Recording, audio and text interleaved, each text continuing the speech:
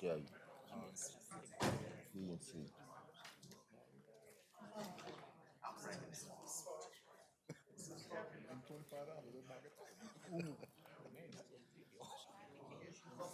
On the consent agenda. So I'm betting on this here. Right.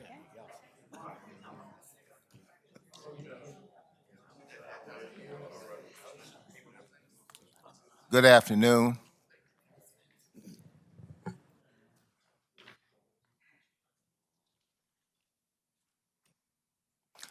I'd like to call the regular July 28th meeting of the Charles City County Board of Supervisors meeting to order.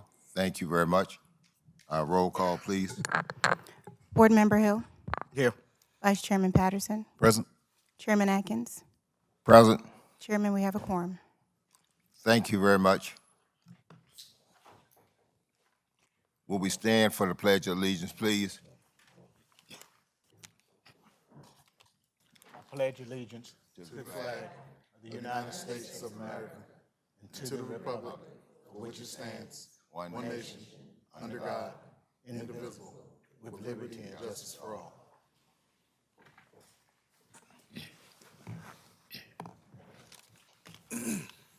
Gentlemen, our first item is adoption of the agenda. Mr. Patterson. Yes, good evening, Mr. Chair. I'd like to make a motion to amend the agenda, have items 6B and 6C be moved under the regular agenda. Anything else, Mr. Patterson? That's it, Mr. Chair. Mr. Hill? So could we have a motion to amend the agenda to move items B, item C under the consent agenda to regular agenda items? Could I have a motion on that, please?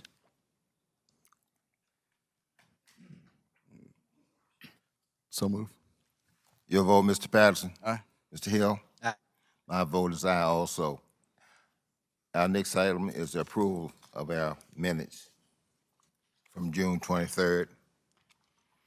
Mr. Chair, I make a motion to approve the June 23rd minutes. And that is that your motion, Mr. Patterson? Yes. Your vote? Aye. Mr. Hill? Aye. My vote is aye also. Thank you very much. We'll turn this over to our clerk. The next item we have before you is awards and presentations. Our first award is going to be the GFOA Distinguished Budget Presentation Award by Ms. Larissa Harris from the VGFOA Executive Board Controller of Portsmouth Public Schools. Ms. Harris. Good evening, Chair Atkins, members of the Board of Supervisors, County Administrator Rogers, and the residents of Charles City County. My name is Larissa Harris, and I'm honored to be here tonight representing the Executive Board of the Virginia Government Finance Officers Association. It is a privilege to stand before you to celebrate a significant national achievement for Charles City County tonight. On behalf of the Government Finance Officers Association of the United States and Canada, I am delighted to formally present the GFOA Distinguished Budget Presentation Award. And this is the first.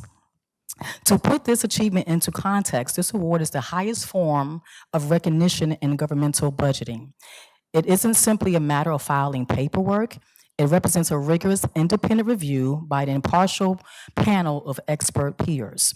To earn this award, a locality's budget document must satisfy nationally recognized guidelines and excel across four demanding roles: as a clear policy document, as a sound financial plan, as an effective operations guide, and most importantly, as a transparent communication device for the community.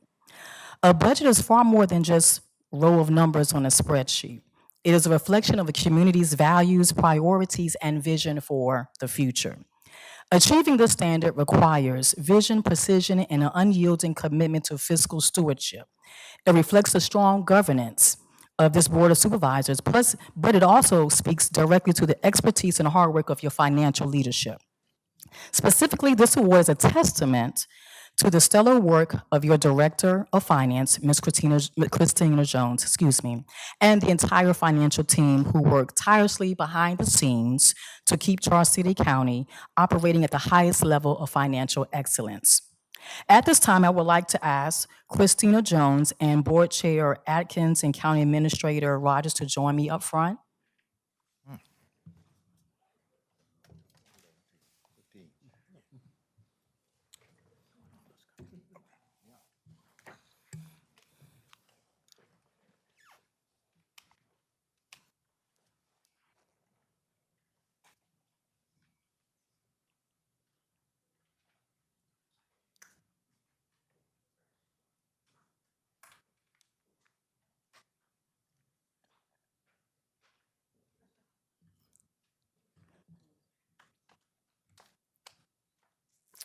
First, I am proud to present this certificate of recognition for budget presentation directed to Ms. Jones for her exceptional individual leadership in crafting an exemplary budget document. And I will read. The certificate of recognition for budget preparation is presented by the Government Finance Officers Association to those individuals who have been instrumental in their government in achieving of a Distinguished Budget Presentation Award. The Distinguished Budget Presentation Award, which is the highest award in government budgeting, is presented to those government units whose budgets are judged to adhere to program standards. So today we want to congratulate Ms. Jones.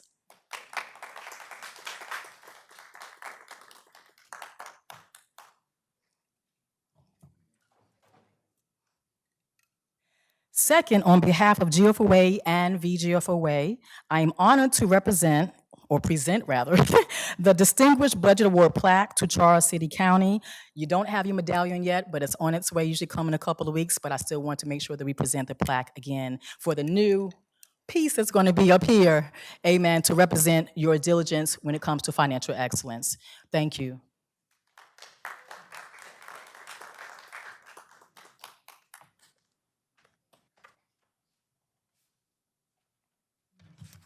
Photos? Oh, okay.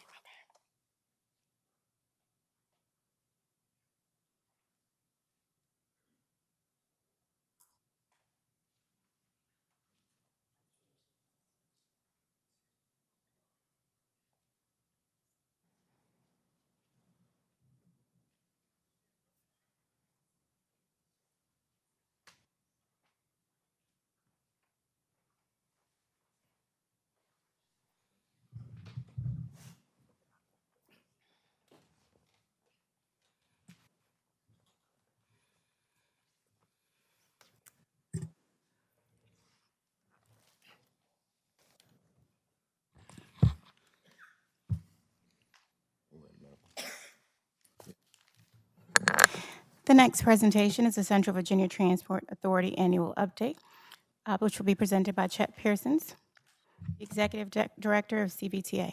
Mr. Pearsons. Good evening, sir, and welcome. Thank you for coming to beautiful Charles City County. Thank you, Mr. Chair. I appreciate the welcome. It's always fun, and I love coming to Charles City. Been doing it for years, and I look forward to doing it for many more.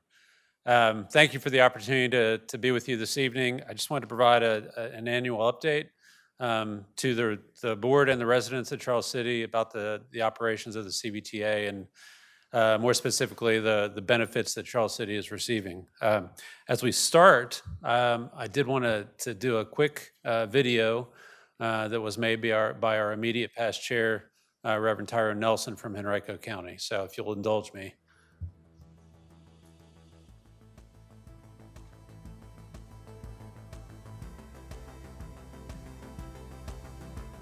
Hello, I'm Tyrone Nelson, a member of the Henrico County Board of Supervisors and chair of the Central Virginia Transportation Authority.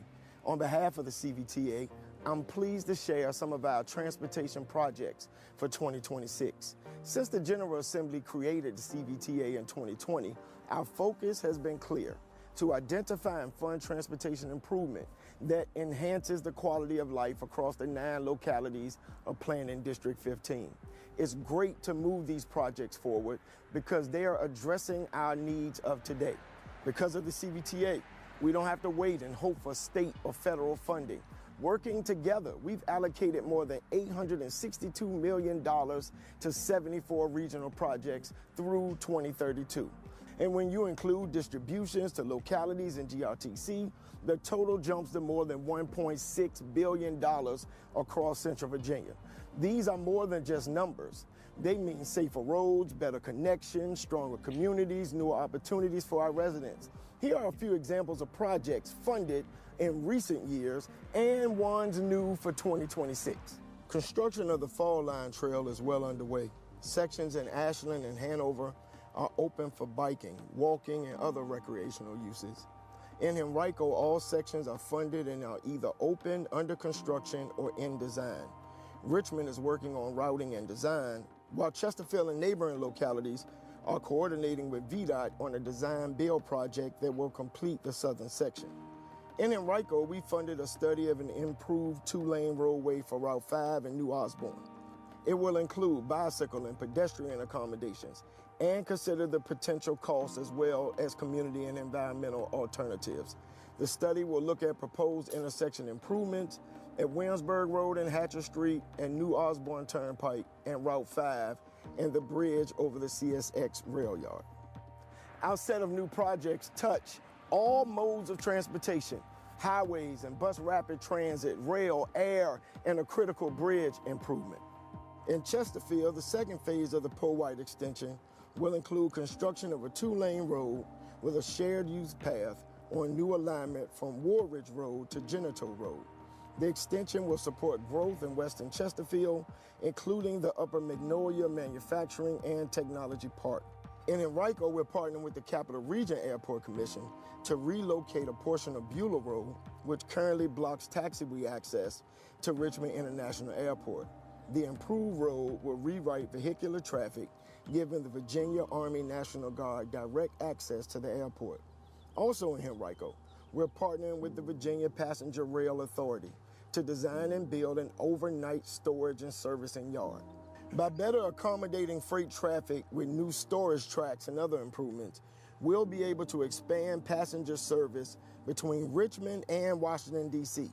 Local service from both Main Street Station and Staples Mill Station will grow from 1 round trip to 5 round trips each day. The Pulse is expanding further west in Henrico.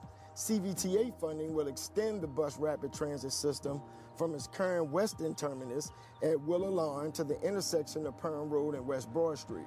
The project will include about 4 miles of shared bus lanes, as well as single modifications at 15 intersections.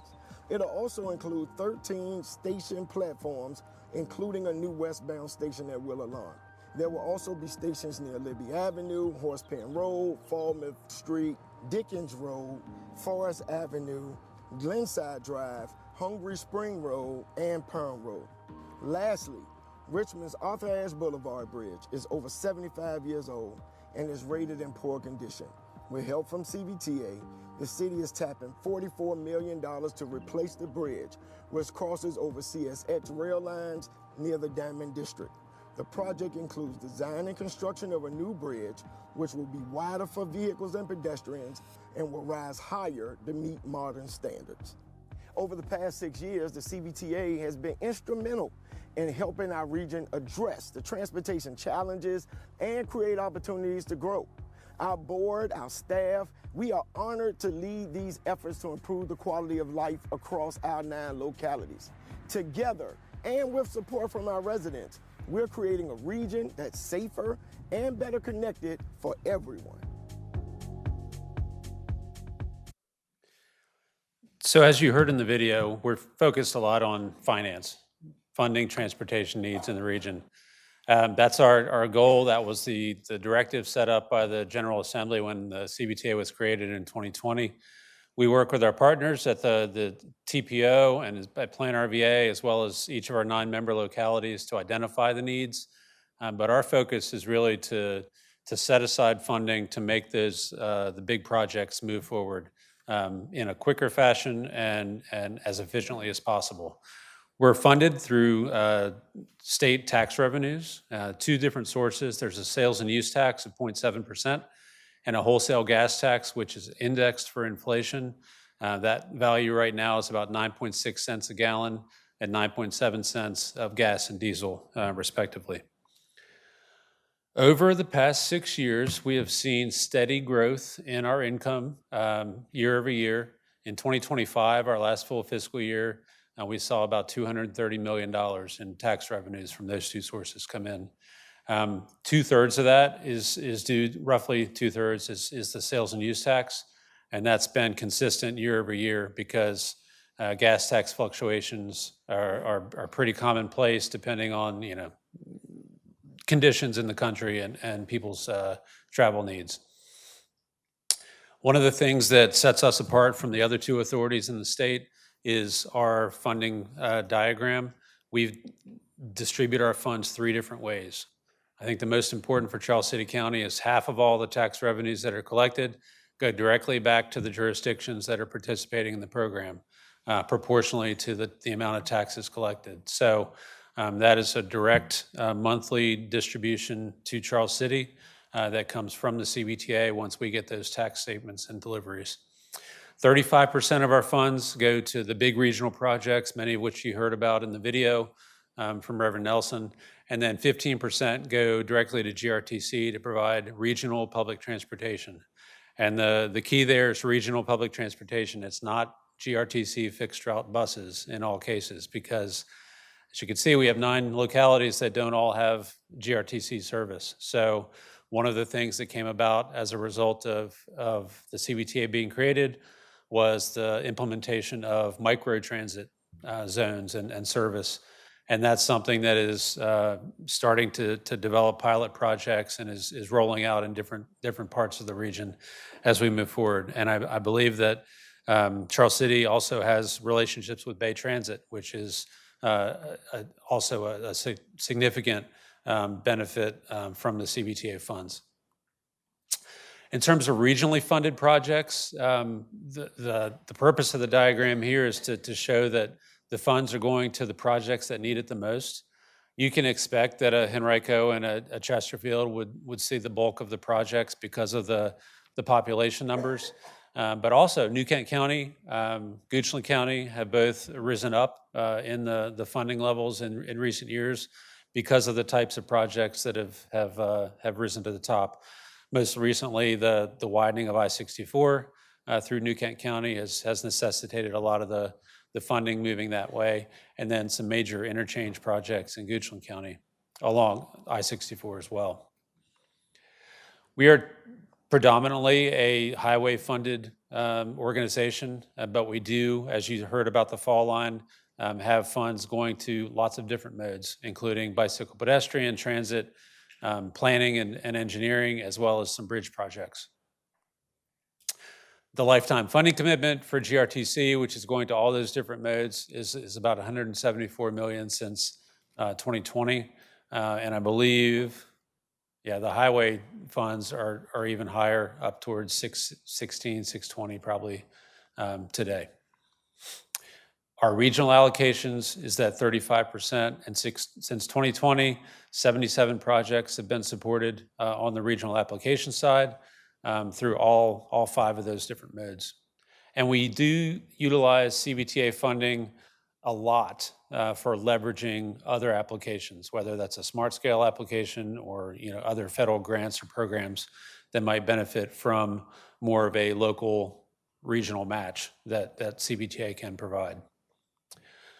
In terms of the revenues to Charles City, I did want to report from what we know, and I'm looking forward to additional content from the finance department.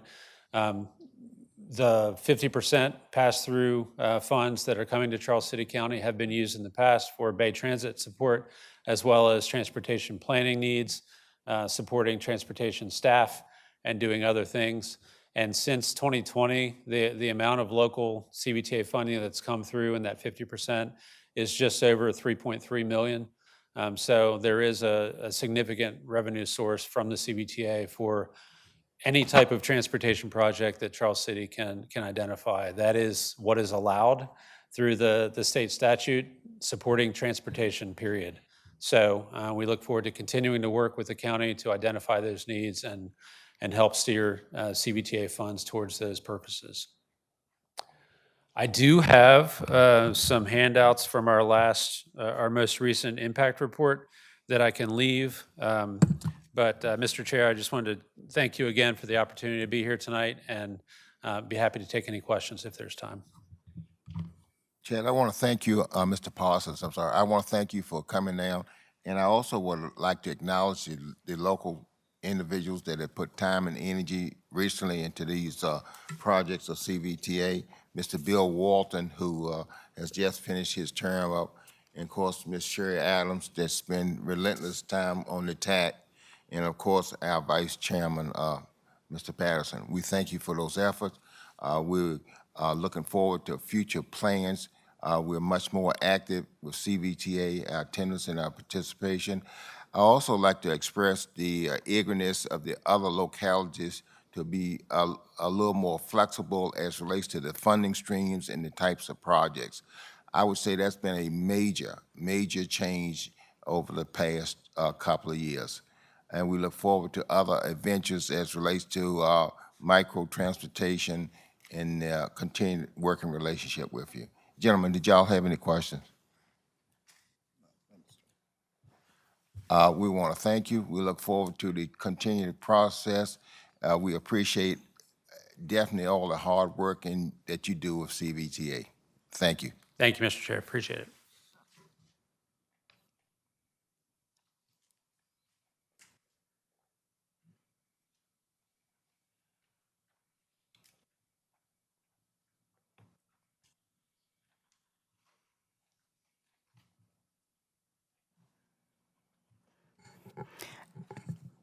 At this time, we'd like to have approval of our consent agenda. Could we have a motion on that, please? Mr. Chair, I motion to approve the consent agenda. That's your motion, Mr. Patterson. Yes. Your vote, Mr. Patterson. Aye. Ms. Hill? Aye. My vote is aye also. Thank you very much, Madam Clerk.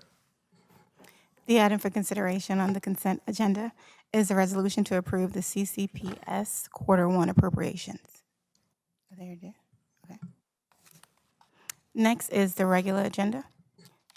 The first item for consideration is a resolution to authorize the FY27 Fleet Vehicle Replacement Plan.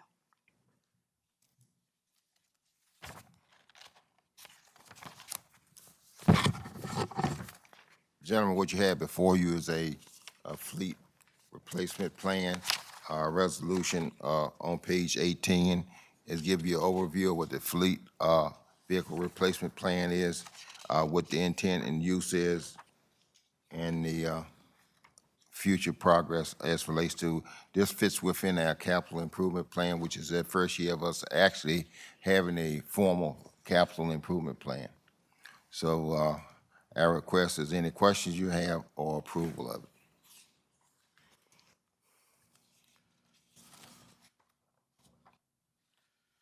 Yes, Mr. Chair. Yes, sir.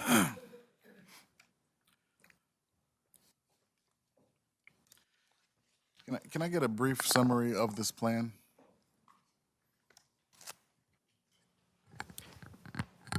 Yes, Mr. Chair. On the adopted capital improvement plan, we have a project for fleet replacement. So this item is before the board for awareness.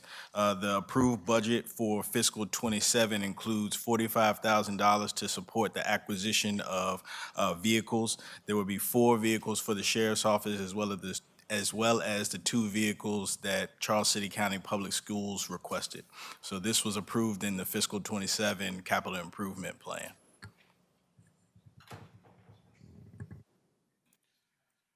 Will this plan also incorporate future vehicles from our fire and EMS department? So this project is in the 5-year forecast, so it would include countywide projects. But for fiscal '27, the priority for the $45,000 that was approved by the board is for the sheriff's office and Charles City County Public Schools. So during the fiscal year, we'll be working on a countywide plan. But for funding for this year, it is just those 2 agencies, and the approved amount is $45,000.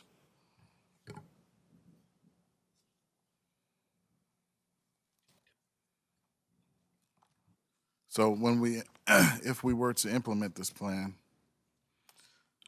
this plan could lead about another vehicle or so for our fire and EMS?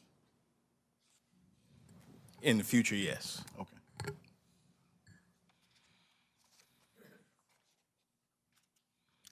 Are there any additional questions? Gentlemen, what is your pleasure as relate to approval? And this is a part of our verifiability as relates to our ongoing development of our budget processes. It's brought for the board for transparency. However, it's already in our budget and it's in our capital improvement plan. And we're making every effort to be clear that everyone understands that if we progress with our new budget year, that we have verifiability and the board is aware of issues as we come forward.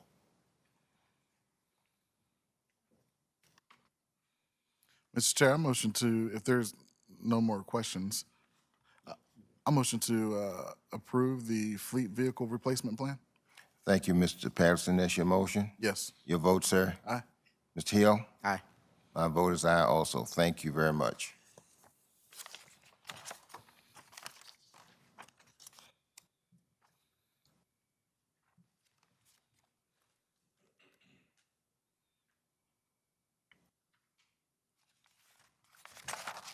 Well, Mr. Chair, I do have a question. It's not going to change the vote or anything, but how soon will the department see their vehicles? How soon will the public schools or the sheriff office see their vehicles? We don't have the delivery time frame yet, but we will have the coordination begin this week. Okay.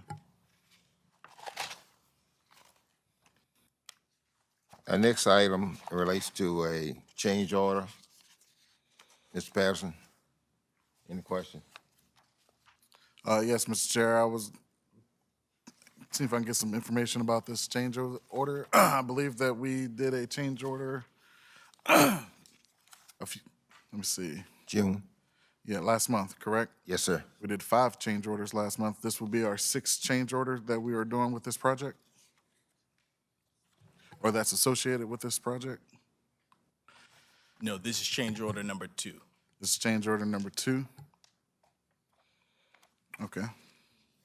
There were, if I can clarify, there were 5 or 6 items in that first change order, but that was one approval for all those items.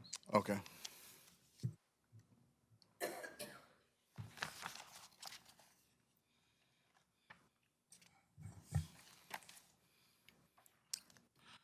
What page is it?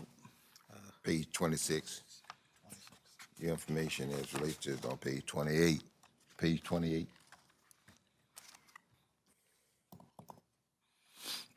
Okay. Yes, Mr. Chair. So, Mr. Administrator, or someone help me out. What's the need for the change order? This time we're classifying this as the second change order for the same project, But a different process.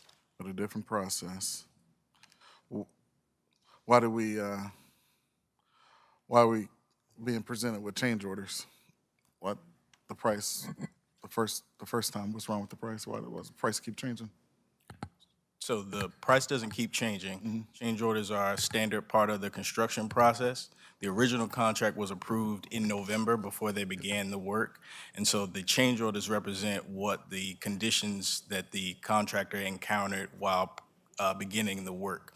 So at the June board meeting, we had change order number 1, and we explained during that time that there would be change order number 2 that the board would likely see, which is before you this month. So the specific details for change order number 2 are on page 27, but this is for the 4-inch force main along Wilcox Neck Road, which is a different location than the change order number 1 that was approved back in June. And so this change that we have before the board tonight increases the contract to $3.9 million, but we are still within the budgeted threshold of the $5.5 million. Is it our goal to use the $5.5 million in its entirety on this project? The entire $5.5 million is dedicated to this project, but it would, if we can come in under budget, we will certainly make every effort to do so. But the full 5.5 has been allocated for this project. Okay.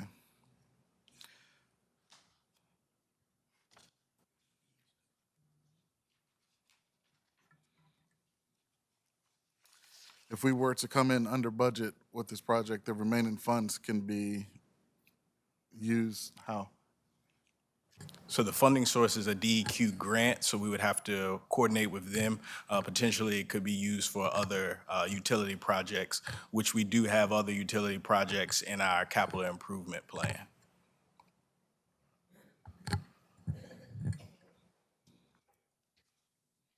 But if that was the case, it would have to be approved by DEQ, correct?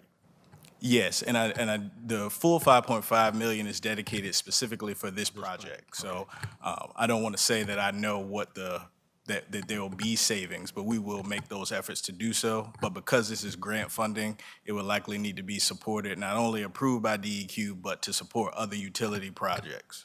Okay.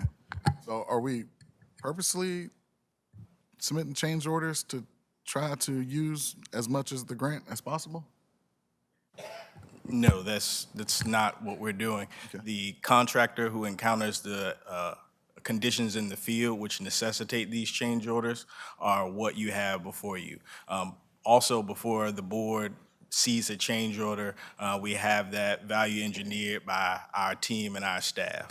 So we knew that this change order was coming for change order number 2 back last month, and so we wanted to make sure that we provided them to the board for transparency and because we're making progress on this needed project for our utility system as well as for our compliance with DEQ. So we want to make sure that we keep everything in front of us. And do we foresee any more change orders coming down? It is possible, but we don't have any other change orders prepared for this project now. At the last board meeting, I mentioned this one because we knew that it would be necessary based on what the contractors encountered. So I don't have any, I don't know of any additional change orders that are prepared for the board to see, but should conditions see fit, those will be also brought to the board. And I'll also note that we're, as part of our process to keep everyone informed, we have updated the county website with updates on all our capital improvement projects. So it's not just a matter of change orders, but as we make progress on all of our projects, we'll be including that information on the website as well. So change orders are a marker of certain progress, but they're not the only marker. So I just wanted to share that we will be providing updates as the project is going. So as conditions arise that may necessitate additional board action, we will bring it to the board at that time. Okay.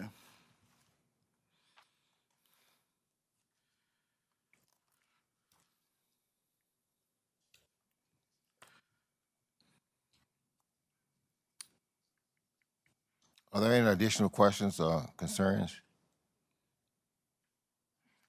If not, gentlemen, could we have approval for the resolution for change order number 2 as relates to the Mount Zion waste treatment plant?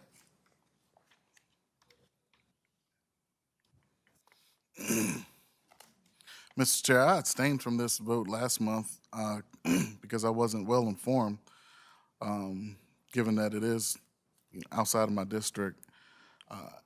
However,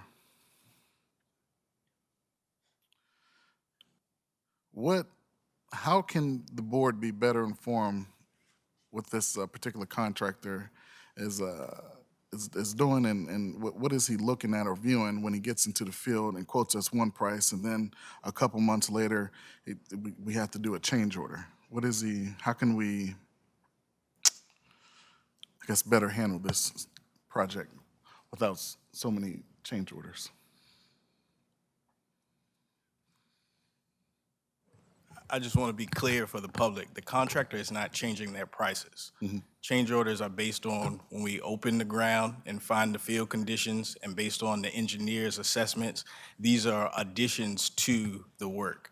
And we understand that this nature of this work is going to necessitate change orders. So that's why one of the reasons that you saw the initial project budget of $5.5 million is because we knew that there would be other things that would be needed to complete the project in addition to the contract that was originally for approximately $3 million that the board approved. So just wanted to be clear, the project is progressing when the board gets a change order, it's not simply a matter, well, it's not at all a matter of the contractor changing their prices. These are additions, these are things that happen as part of the construction process, which are typical to the construction process. But again, we want to make sure that the board does have the information. That's why in June, I mentioned that there would be 2 change orders. So the first was approved in June. The second is before you this evening. And in addition to that, because the board previously did not have adopted capital improvement plans. We have done that work this budget season. The board has approved a capital improvement plan, and we're providing continual updates on the actual construction. The goal is to get the project completed. And so those are the regular updates in terms of information that we'll have. But whenever the conditions necessitate, we will value engineer, and we will bring, if necessary, any contractual changes that may need the board's approval. And given that this is through, this is Bowman, am I correct? So to discuss further information will be appropriate for us to go into closed session to discuss the assignment or the performance of this particular Bowman. We would want to take that up at a different time, but not tonight, Mr. Vice Chair. Yeah, well, I'm not asking to do it tonight. I'm asking what's appropriate. I think we Mr. can, Bosch. I mean, you could certainly have a closed session and ask Bowman to come in and kind of give a discussion of the project. Okay. I think for this board to be fully informed, that would be best unless there is staff or someone to inform this board at a face-to-face type setting. Is that possible to do it without Bowman? Yeah, whatever the board would like, whatever information the board would like, we're happy to do so. But the Bowman includes a letter for every change order, so you have that in your board packet. Staff has reviewed it, not only our utility staff, but our finance staff before the contracts come. All of the contracts and change orders are also reviewed by our legal counsel. So it's a full team effort, so we're happy to get the information, but you also see the contractors, the additional things that are provided are also on the subsequent pages. So the packet is complete in terms of the information that's provided, but if the board would like a project briefing from the entire team, we would be happy to facilitate that whenever the board would like. Yeah, well, I don't know if I can speak for the board, but if I can, I would say that we would like that as soon as possible. Definitely a project briefing, in my opinion, should have been had prior to the first change order. Now we're on technically the second change order, and there may or may not be more change orders coming down the pike. However, if we could have that meeting, that would be greatly beneficial to me, and I imagine the board as well. Can we set a date for that right now? Or?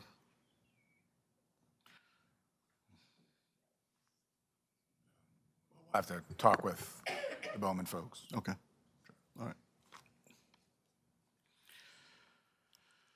So how will that affect this vote?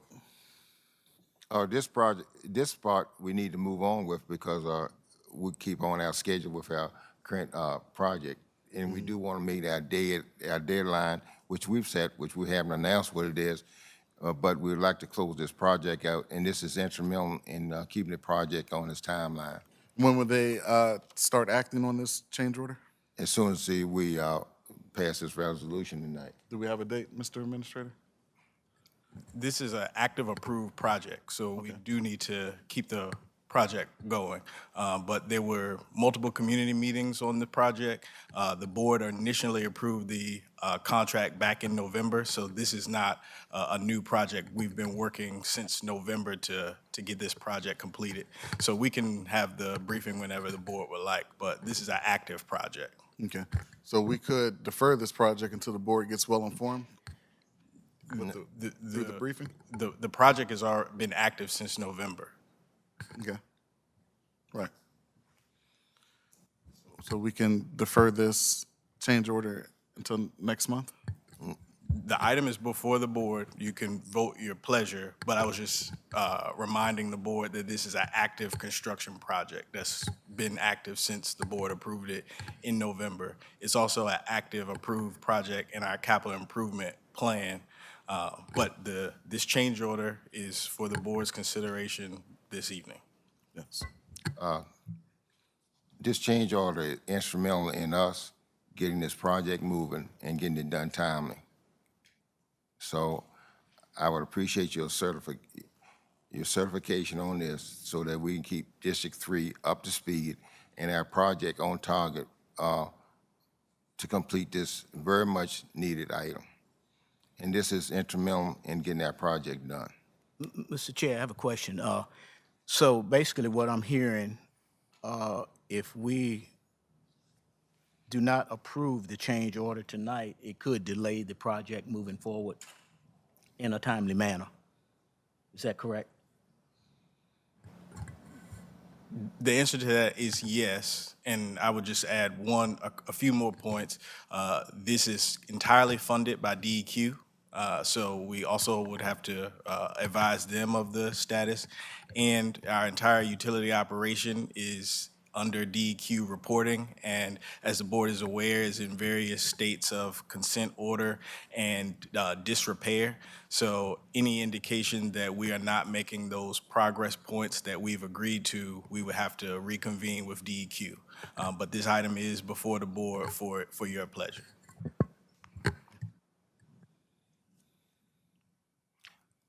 So it's in District 3. I understand the importance of this. I understand the concerns and the issue.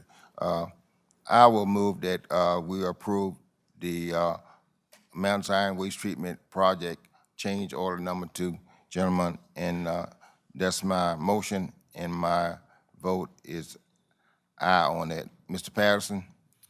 Again, Mr. Chair, I'm going to abstain. Thank I have you. no doubt that this will pass. Mr. Hill? Aye. Thank you very much.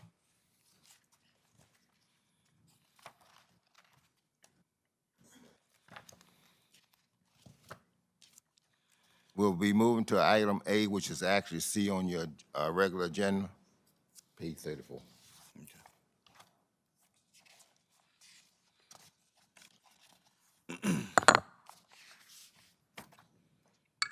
This is our public hearing, Mr. Chair. Yes, it is. Yes, sir. Mr. Chair, the item before you, item number C, now on the regular agenda, is an ordinance to appropriate and amend fiscal '26 budget allocations. This ordinance is what can sometimes affectionately be called a cleanup ordinance. All of the items that are before you have already occurred during fiscal '26. We are required to hold a public hearing, and so our request is, following the public hearing, that the board will make a motion to approve this item that's before us.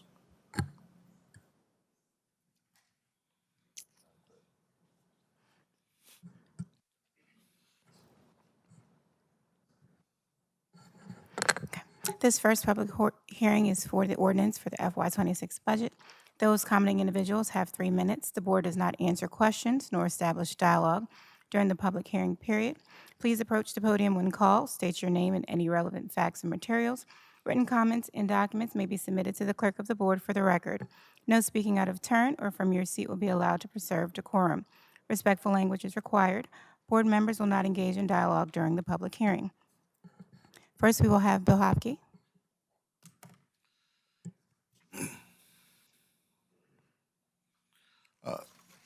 One second, Mr. Hopke. Mr. Chair, Let me go sit down. no, you're fine. Okay. A point of information, Mr. Chair, we're having public comment prior or after our discussion, prior to our discussion? Yes, sir. Okay, Yes, sir. okay. Sorry, this is just a public hearing on this item. On this item, correct, correct, a public hearing. Now, did we explain this? Do they know what they're commenting on? Oh, okay.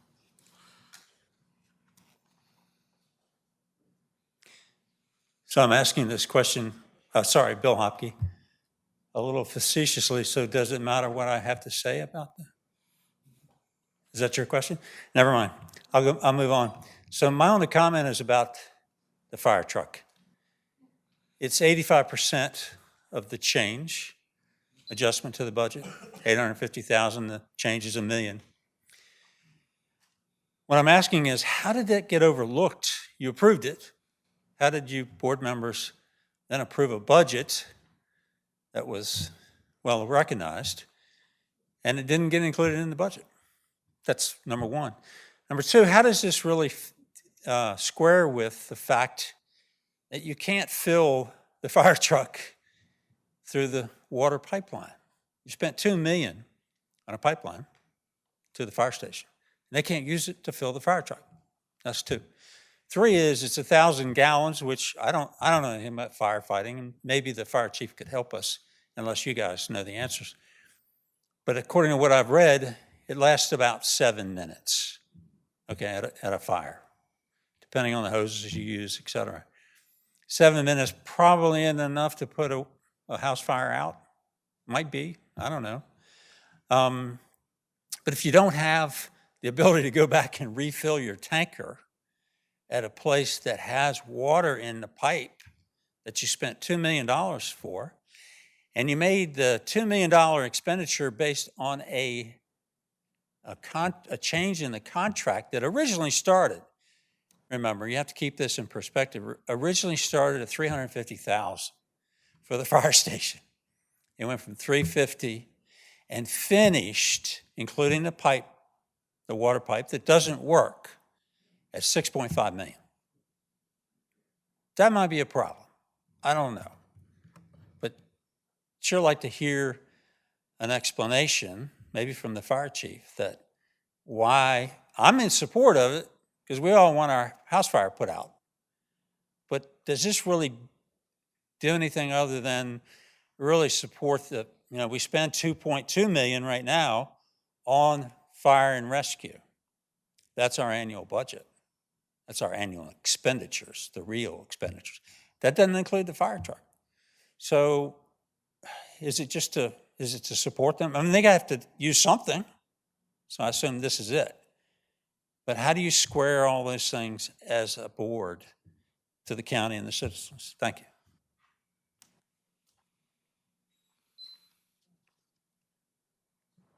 Next, we'll have Doreen Billingsley.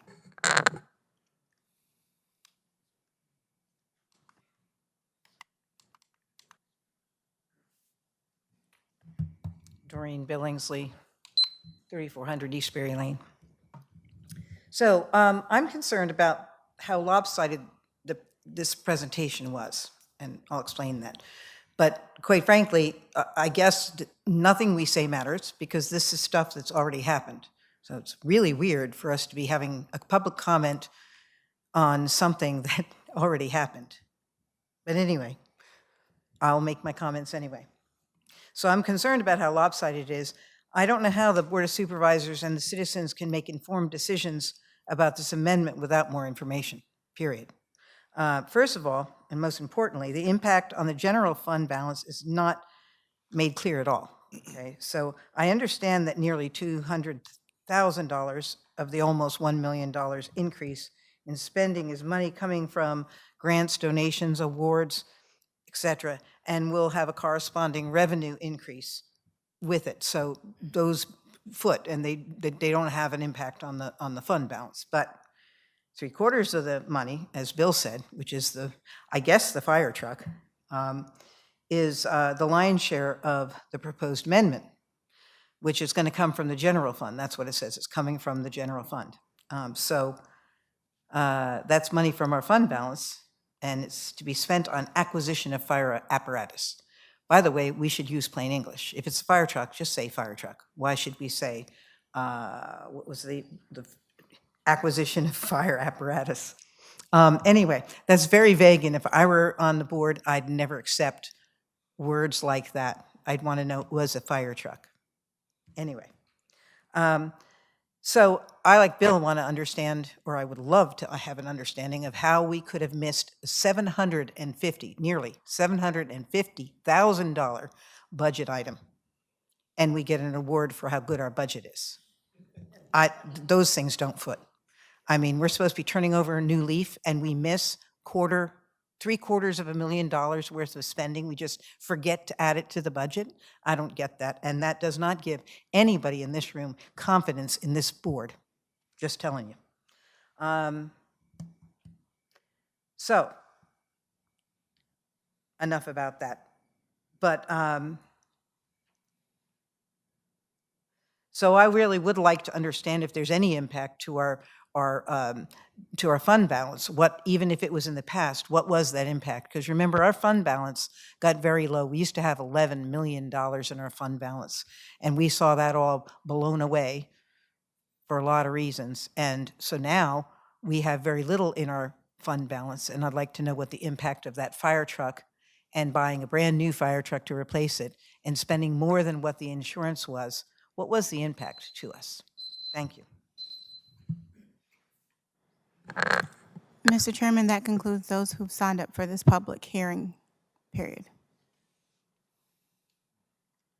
Thank you. That'll close that public hearing. Gentlemen, your comments, or concerns, or issues?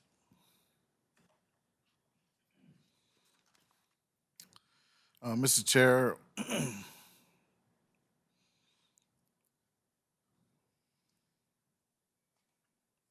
Section 2, where it says Economic Development and Tourism Department, can I have an explanation on that?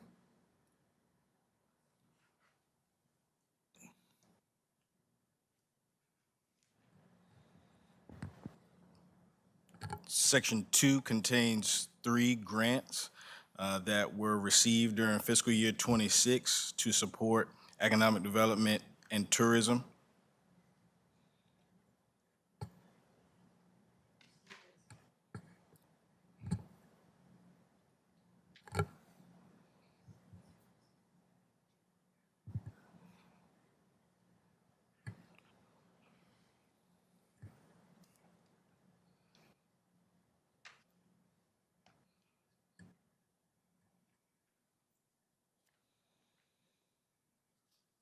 Okay. So there's currently no one in our Economic Development and Tourism Department. How would that affect that?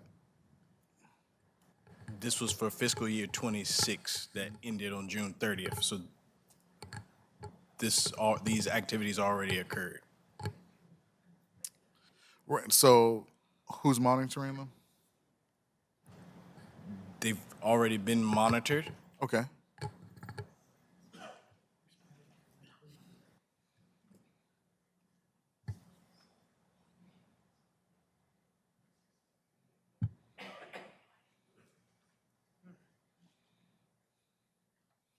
So these grants that we have accepted, correct? Tonight, we're accepting and appropriating them, so yes. Right. And they've already, I guess, been used Yes. prior to us accepting them? We've accepted them. Tonight, we appropriate them. Okay. It's just the language says accept and appropriate. We was trying to make it clear. It's not clear. Okay, I know it's hard. It was harder to be clear because the board did not adopt a budget ordinance for fiscal 26. And so to clean up the accounting, this is why this ordinance is required. This is a typical ordinance that would happen periodically throughout the year, and certainly at the end of a fiscal year. And so as you may recall, back in January, we had a finding in our audit about some of the way that our budget items were segregated to our system. And so this is the type of item that reconciles those so that we can improve upon that management comment. So all of the items here, they have already occurred within the fiscal year that ended, but we wanted to bring it before the board to make sure that our accounting can reconcile as we successfully close out fiscal 26. And I do understand what your question is about the confusion, but part of the confusion is because we could not reference a ordinance. Now, we've corrected that for fiscal 27 going forward, but we could not reference a previously approved ordinance because it didn't exist in this format for fiscal 26. Okay, I thought we did approve an ordinance. I might be mistaken, but was an ordinance proposed to us? In fiscal 26? Yes. I believe so. There's a resolution that we've been using to do our reporting And off of. the board turned it down? The board turned down. You said the board did not vote on an ordinance. I'm sorry, you said the board did not approve an ordinance? You did. Budget ordinance? It was a resolution for some reason, but it was not an ordinance in format like we have for fiscal '27. Okay.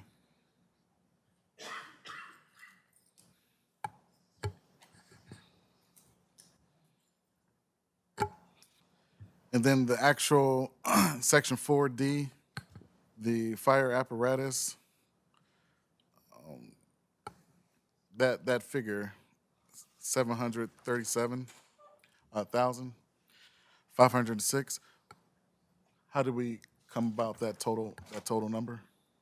So I'm going to ask if IT, we actually have a slide for Is that for your presentation or? Yes, later in the meeting, but since it is on this item, if it's not too much trouble, if they can go ahead and pull it up, that way we can walk through.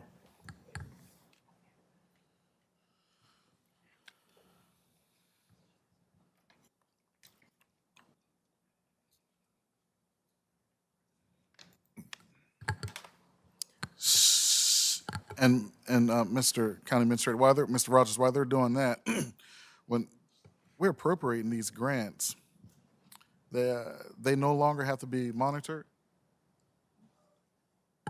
Some of them, The main issue is that there's no one in economic development and tourism, so who's picking up that slack when it comes to monitoring the grants that they were awarded? well, we will make sure that they're monitored, but I believe all of these activities have been completed for fiscal '26 and closed out. Okay, so there's no more reporting due? If there is, we will make sure Well, that so we do that. we don't know if there is or if there isn't, but if there is. Well, we have contact with the Virginia Tourism Corporation, who's primary grantor. So if they need additional information from the county for whatever reason, we can provide that to them. Okay. Thank you, Mr. Rogers. Sure. And if you'd like, what I wanted to, for your question about the fire apparatus, back in April of 2025, the board approved a plan for the county to pursue a replacement of a fire engine after the existing engine experienced an accident. That accident resulted in a total loss from our insurance company. So the insurance proceeds were approximately $507,000. At that time, it was presented to the board that the projected replacement cost of the engine would be approximately $720,000. So as is common, there's about a 12-month lead time for a fire engine. So with that time elapsing, we were not able to receive the engine, even though we went forward with procurement and contract until June of this year.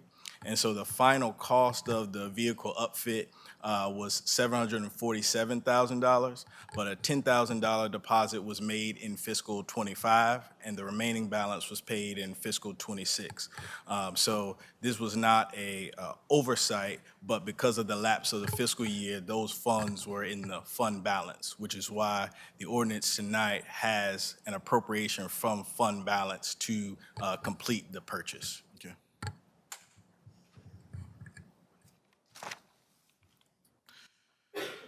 And you still, Mr.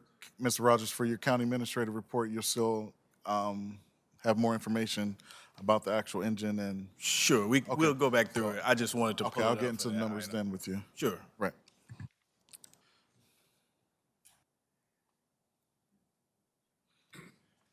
Mr. Chair, those are all my concerns. Anything, Mr. Hill? No. I did want to comment, some of the things we're dealing with is in fiscal year '26. Some of the other things that we propose in fiscal year '27, so it's a difference in where we are. And this is also a process of working with verifiability, because we still have to have an audit for '26. This resolution will help and assist with getting our budget alignment and with our balance. And it identifies what those changes are, just like a change order identifies how you started off of a project at one cost, although you did not exceed the budget with the additional cost. So actually what you have is verifiability for the accountability for expenditures of funds.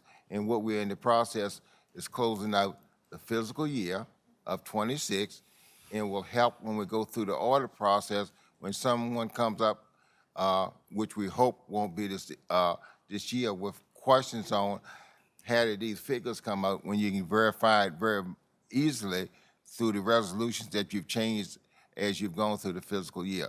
This should bring us closer into balance of what our expenditure funds are.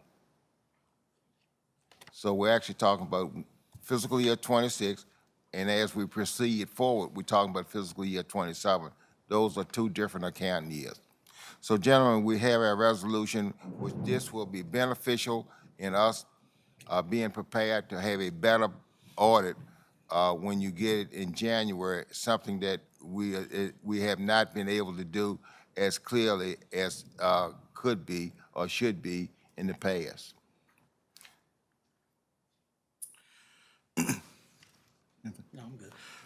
Mr. Chair, I make a motion to adopt the ordinance to appropriate and amend fiscal 2026 budget allocations. And that's your motion, Mr. Patterson? Yes. And your vote, Mr. Patterson? Aye. Ms. Hill? Aye. My vote is aye also. Thank you, gentlemen, very much. The next item for consideration, which is also going to be a public hearing, but we do have a presentation, is a resolution to approve the special use permit application, SUP 01-2026, for the Dominion Energy Roaches Corner Communications Tower Replacement Project. We have Interim Community Development Director Sherry Adams before us. Good afternoon, Ms. Sherry. Thank Good you for being evening, here. Mr. Chairman, board members, citizens. We have before you a special use permit application 0126. This is a proposed tower replacement at Roaches Corner Telecommunication Tower. Tower engineering professionals on behalf of Dominion Energy have applied for a special use permit to install a new self-supporting steel lattice communication tower, which is 420 feet in height. This is intended to replace two existing guide wire towers at the location on Munford Road, approximately 1,400 feet west of the intersection of Munford Road and Courthouse Road. The applicant is requesting two existing guide wire towers that are 250 feet and 420 feet in height, respectively, to be removed and replaced with a single support steel lattice structure that is also 420 feet. In their analysis, they determined that repairing the existing structures versus replacing the tower would be more beneficial for future operations and maintenance to replace the tower rather than repair the existing ones. The equipment on the towers that are there now will be moved to the new structure, and we've received information through Chief Johnson, emergency medical radio equipment on the tower, that they may be in negotiations with another locality to buy some new radio equipment. So we've reached out to Dominion Energy to find their position on replacing any new radio equipment that the county may need. And they've indicated to us that if we get the new radio equipment in time for them to make the transition of the old equipment or the new equipment that the county acquires during their installation process, then they would do that at no cost to the county. Now, if for some reason there's a holdup in new equipment getting procured, and they reach that schedule where they're ready to get the crane out there to install the new equipment, then they would possibly charge the county to come back out and reinstall any new equipment. So it's going to come down to timing, which we feel that the radio equipment is readily available, and it'll probably meet the construction schedule of Dominion to go ahead and install any new equipment that the county gets. And then we also have FAA regulations on lighting of the towers due to the height. This is true on the new structure as well. And the Planning Commission heard this at their June public hearing and suggested that a condition be added that the least effective lighting impact be utilized for day and night lighting as allowed by FAA regulations. Staff also received mapping from Dominion Energy regarding the background research that is required by FCC designation of areas of potential effect from the tower and the historical properties within 1.5 miles of the site, and we found no negative impact to that. The comprehensive plan, we did an analysis on that, and it's certainly supported because we do have a cell tower facility there that was previously approved. So staff finds the existing telecommunication towers at this location important due to the proximity of government facilities and the need for 911 capabilities to the locality. The county zoning ordinance requires that we bring this to you for your review, as we did to the Planning Commission, because uses for special use permits require a special use permit for towers that are greater than 50 feet in height. So that this one being 420 feet, we have to bring that before you.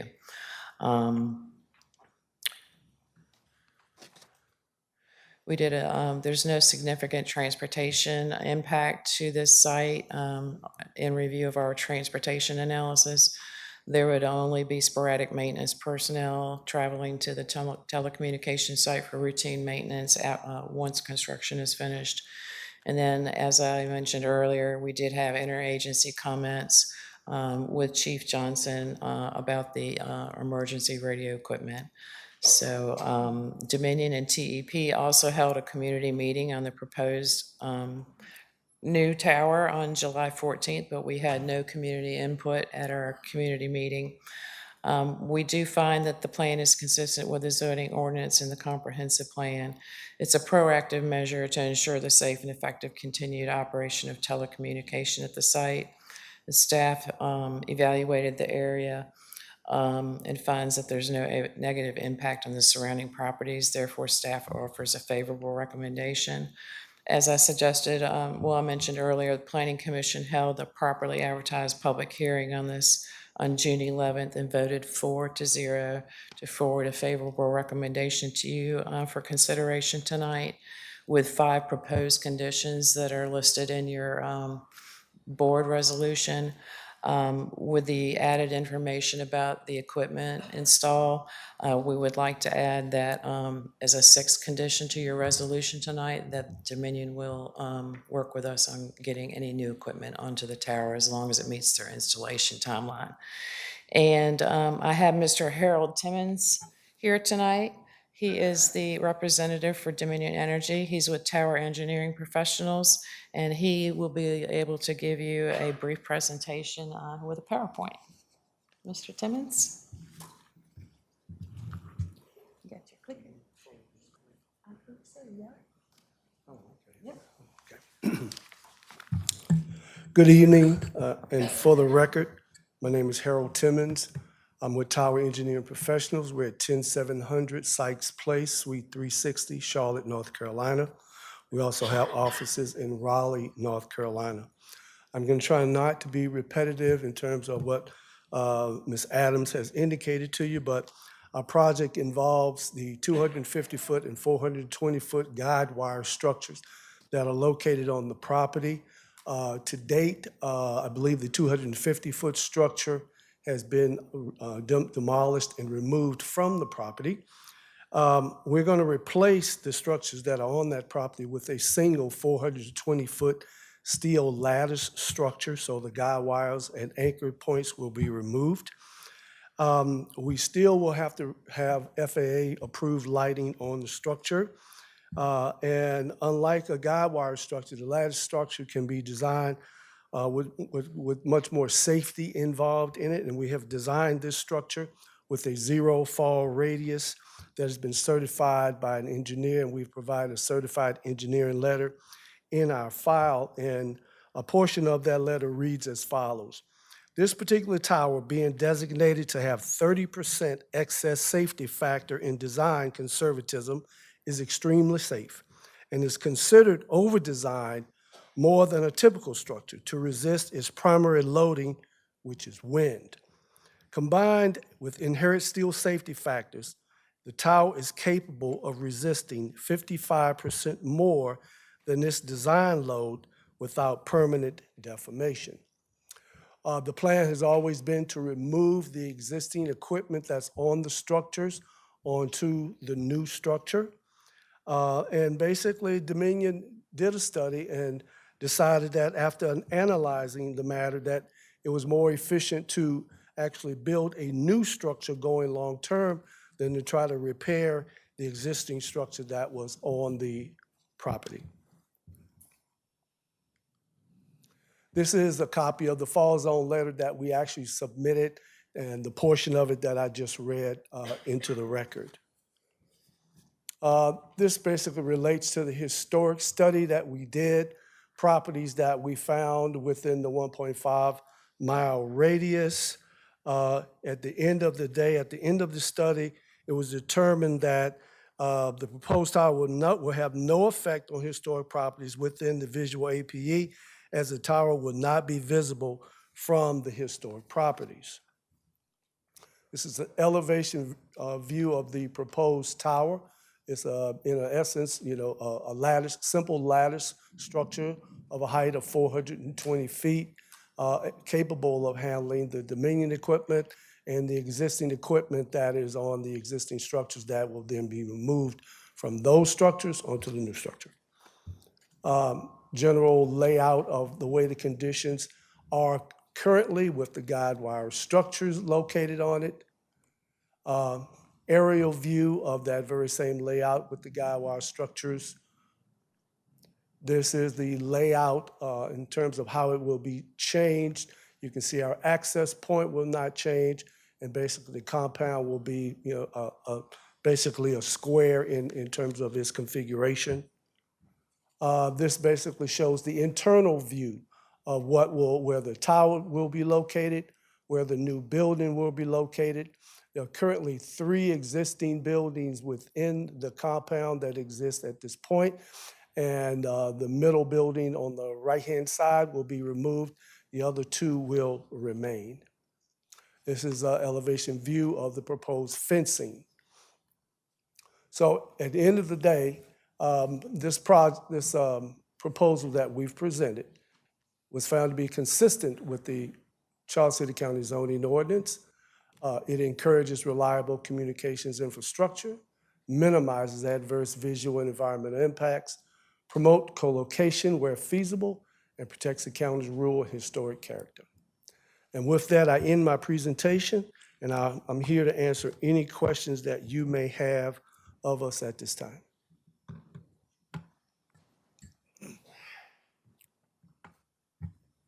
Any questions? Yes, Mr. Chair. Thank you, Mr. Timmons, for your presentation. Sir, I do have a question on Munford Road during the construction. Will there be any wide loads coming through on Munford Road? The equipment will come in on tractor trailer for the most part, yeah, but that will be the only times that the tractor trailer heavy equipment, we'll have to get a crane in there, and the deliveries of the steel members to construct the tower will come in on tractor trailer. For the most part, that will be about it. And the crane will be staying on site for the duration, or? It will stay on site from the time that they need to, erect the communication tower. Once it's erected, then it's gone. Okay. Thank you, sir. Thank you. That's all my questions, Mr. Chair. Thank you. You want to open up we'll open that public hearing up right now. No one signed up for the public hearing, so it's before the board for consideration. No one signed up. Is there anyone that still would like to speak? If not, we'll close our public hearing. Gentlemen, we have our recommendations from our planning commission.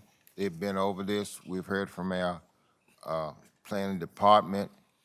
We do have a resolution. We've heard from Dominion and their representative on this tower, and it's something that will be beneficial not only to Dominion but also to the community as it relates to communication apparatus.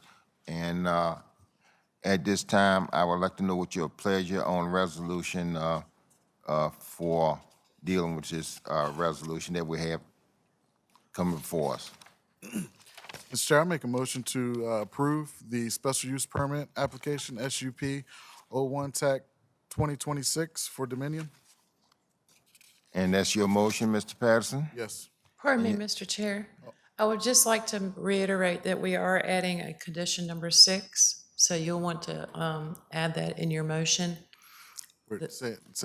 regarding the addition of the new equipment by Dominion during their installation time. Okay. Is that included in the motion as well? I don't, at least the one I see on the packet, I don't see conditions. Yeah, so the motion could be amended to add the 6th condition of the new equipment being added. Okay. Thank you, Ms. Adams. Thank you. Mr. Chair, Yes, sir. I motion to approve with conditions, the special use permit application for Dominion SUP 01-2026. And that's your motion, Mr. Patterson? Yes. And your vote? Aye. Mr. Hill? Aye. My vote is aye also. I would like to thank Dominion as well as our staff for your hard work and dedication on this project. The next item on the agenda is the public comment period. Those commenting individuals have 3 minutes as a group. They will have 5 minutes. The board does not answer questions nor establish dialogue during the public comment period. Please approach the podium when called, state your name and any relevant facts and materials. Written comments and documents may be submitted to the clerk of the board for the record. No speaking out of turn or from your seat will be allowed to preserve decorum. Respectful language is required. Board members will not engage in dialogue during public comments, but may refer issues to staff or follow up with directives at the appropriate time. Excuse me. Those who have signed up to speak on behalf of a group, please identify the members in your group, or you will have the allotted 3 minutes. First, we'll have Lloyd Carter.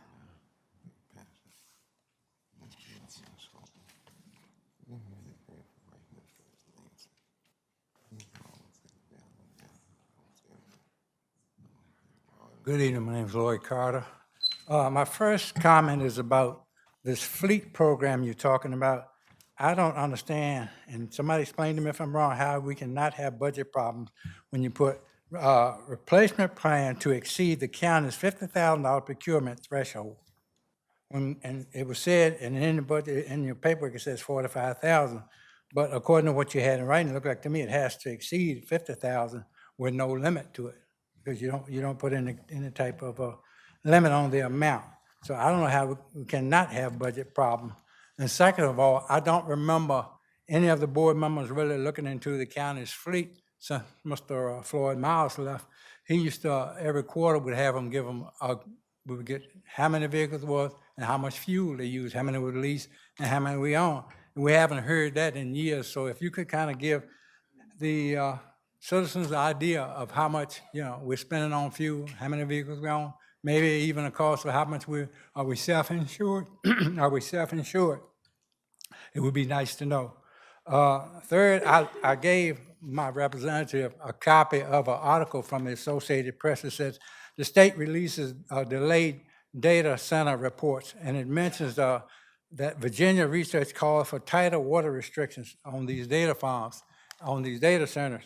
And there are also, right now, there's 371 data centers in Virginia in operation, another 438 that's being planned. So I hope we will take in consideration and even maybe talk to VIMS, the Virginia Institute of Marine Science, about some of the water issues that's going on, because this mentions not only about the groundwater, but other articles that was in this report that the state had done. So, and Mr. Patterson has a copy if you need, you can get it from him. Thank you. Pat Davis.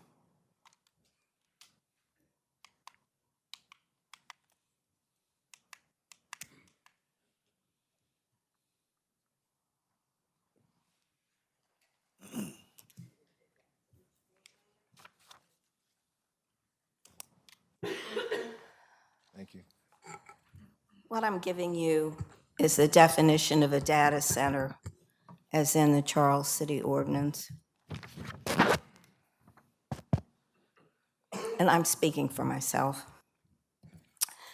So, in April of '24, there was a public hearing for an amendment to the zoning ordinance, and it would include a text change to add the definition of a data center. The only problem was the public didn't know what that definition was. It was not advertised with the public hearing, nor was it read in the meeting.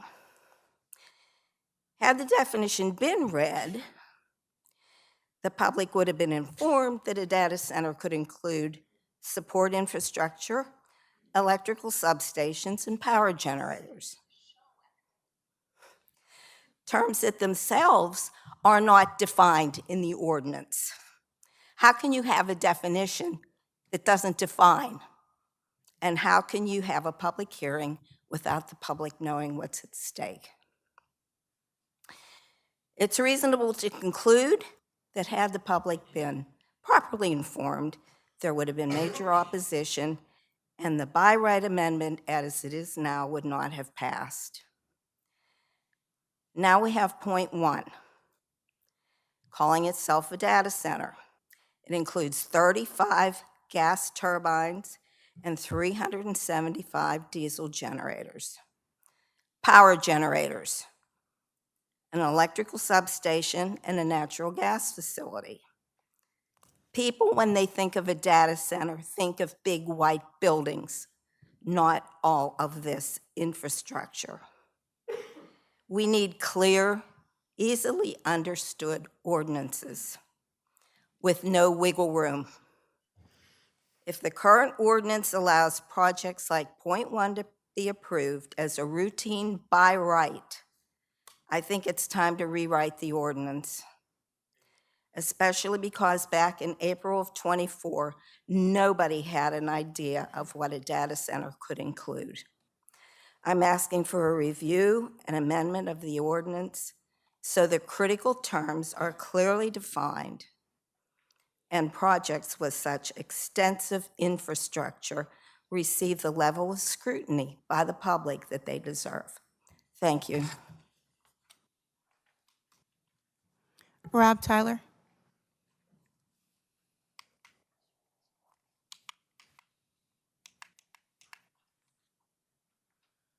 My name is Robert Tyler, and I'm speaking on behalf of a group.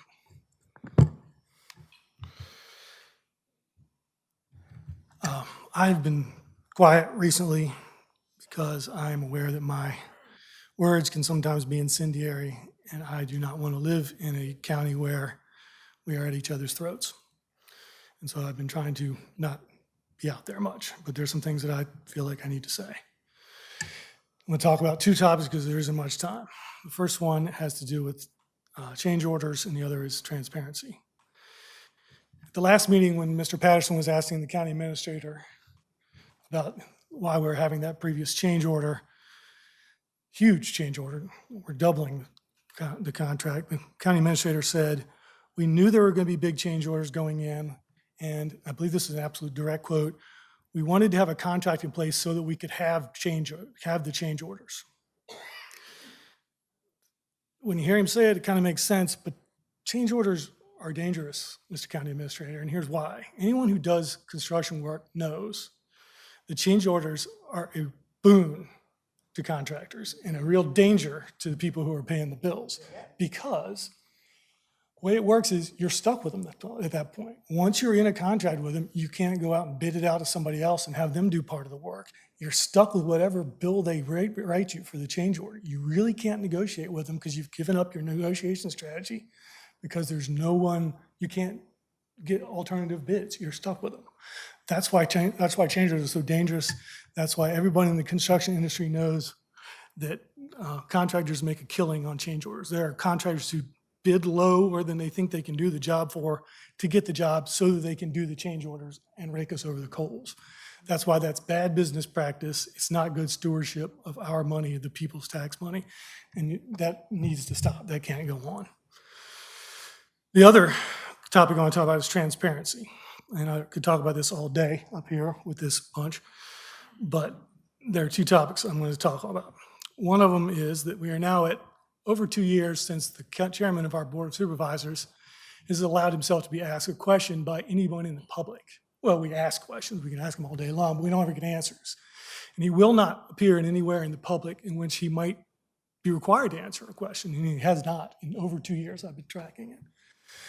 And so we haven't gotten answers to a lot of questions that need answers, like the financial meltdown. What did you know? When did you know it? Why did you not let us know this thing was going on until you couldn't hide it anymore? Why did we pay Michelle Johnson almost $500,000 in severance pay when she was clearly there was cause to fire her for cause, in which case we wouldn't have had to pay her anything?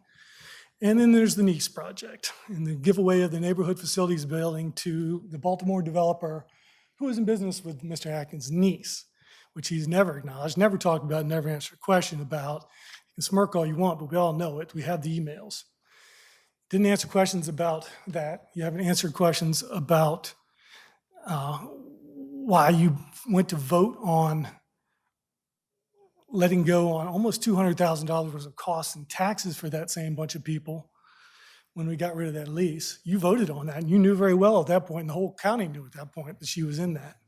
You also got up in front of all of us and tried to tell us, this is before everybody knew that your niece was involved in that project, got up and tried to tell us that that was really a good deal for the county. We should just stick with that. We need to stay with that project. Haven't explained any of those things. That's one topic on transparency, not transparency, I should say. The other is the forensic audit.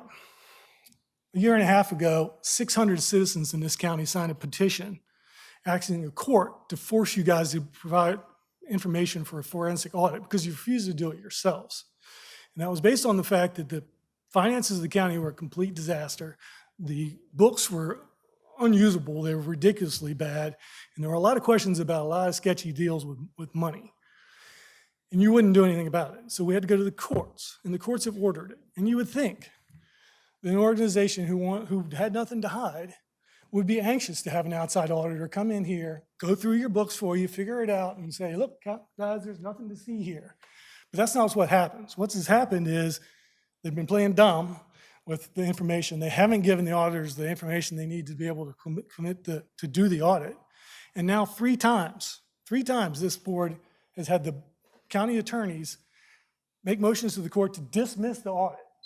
So the county, these people are using our money to pay the lawyers to ask the court to not give us the audit that 600 of us asked for. That's not transparency. Brandy Moreno.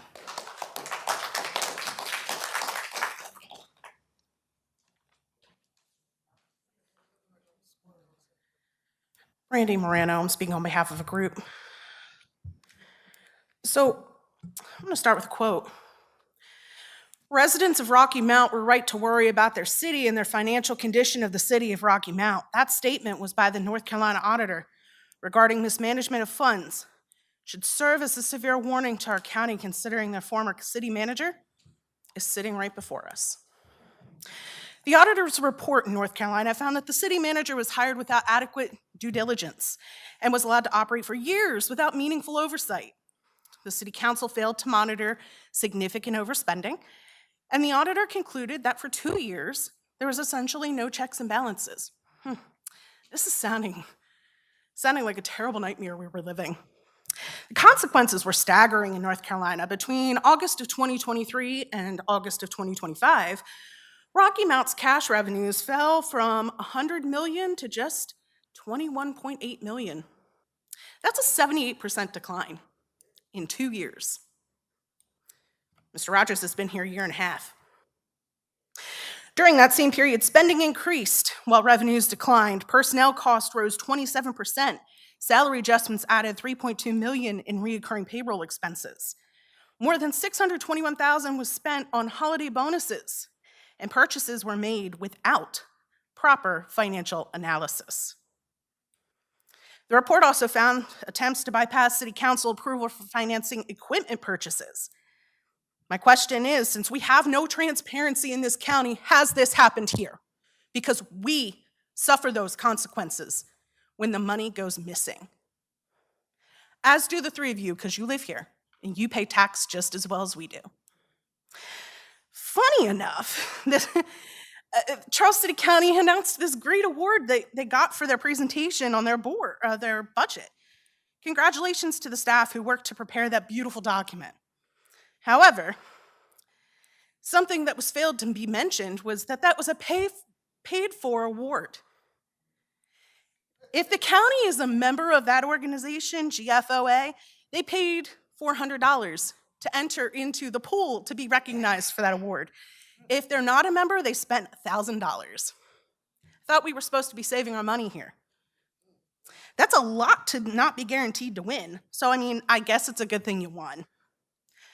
The public reaction to this was very distinct. One person said, nothing quite like showing restraint in spending like paying for a participation award. Another wrote, it's just a setup for future bad decisions. Years from now, they'll bring up awards like they aren't under a multi-million-dollar loan. Another sarcastically said, well, the budget's a wreck, but your presentation was fabulous. Whether these comments are fair isn't my point. My point is they are a reflection of the continued lack of public confidence. Awards that are bought don't build trust. What builds trust is transparency, accountability, and actually answering difficult questions when your community asks them. Something 3 out of 4 of you sitting on this stage don't seem to comprehend, and that's disgusting when you're in public service. The Rocky Mount Report reminds us that even professionally prepared documents that look pretty and financial processes that are put on paper cannot and will not protect taxpayers if the elected officials stop asking questions and fail to provide oversight. Checks and balances exist for a reason. When they disappear, poor decisions multiply, financial problems grow, and taxpayers foot the bill. As members of this board, you have the authority and responsibility to ensure that that does not happen here.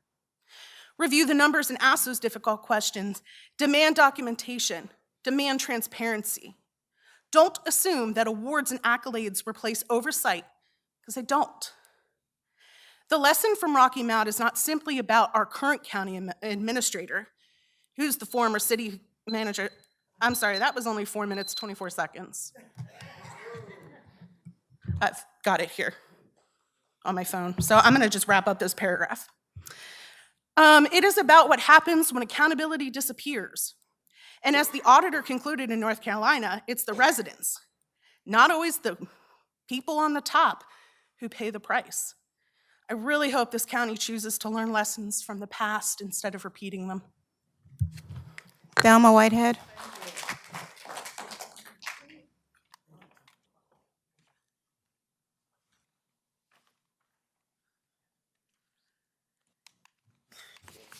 Good evening, Thelma Whitehead. I'm speaking as a group. I have a lot of questions, and to be honest with you, I'm confused about a lot of stuff. A lot of things I'm not educated on, but I still have questions. And I'm in agreement with a lot of the things that has been spoken up here tonight, and some of my questions has been answered. One of my questions is about the audit status. Where are we at on that? I don't know. Moving on from that, we have an older citizen in the county, Ms. Murray Jones. She's 90 years old. I've been contacted by a citizen of the county, which is in her district, which is Mr. Atkins' district, about her health issues and the needs that she's encountering. I went by several times, and today I went by to see Ms. Jones. And she said Mr. Atkins had came by. And I was glad to hear that. But in the meantime, the gentleman that had spoke to him 2 or 3 weeks ago, he said he never heard from him. Ms. Jones indicated to me that she needed 2 side windows on the end of her house, which when I went to look at them, I guess they are seated together, that they can't get up. And I'm just asking the county if you have any county resources or anybody that can put 2 windows in the side of her house for her. Could you please look into someone to do that? Whether you go to the restore and buy them, or sometimes people take windows out of their house that are not bad, they're just replacing them. Could you, as a representative of our area, Mr. Atkins, look into finding someone to replace her 2 windows, if possible? Okay, now about the Mount Zion issue, I'm really confused about that in the Bowman man or whatever. When you have a budget, do you let someone that's bidding on a job know how much your budget is? Because it seems like when you keep coming back for increases, you're coming back because you know that money is there. When you bid on a job, you should have a broad picture of what it details. But if I know you got X amount of dollars there, I'm gonna keep coming back. In other words, I'm gonna suck you dry, I'm gonna use it all. You know, and that's what it seems like it's doing. If you keep coming back and you say you ran into this problem, when you're bidding on a job, you put all those problems in that budget price, because this is what can happen. Evidently, Bowman been doing work for the county for years. Sometimes you need to change hands. Or, you know, get a second opinion. I'm just saying. And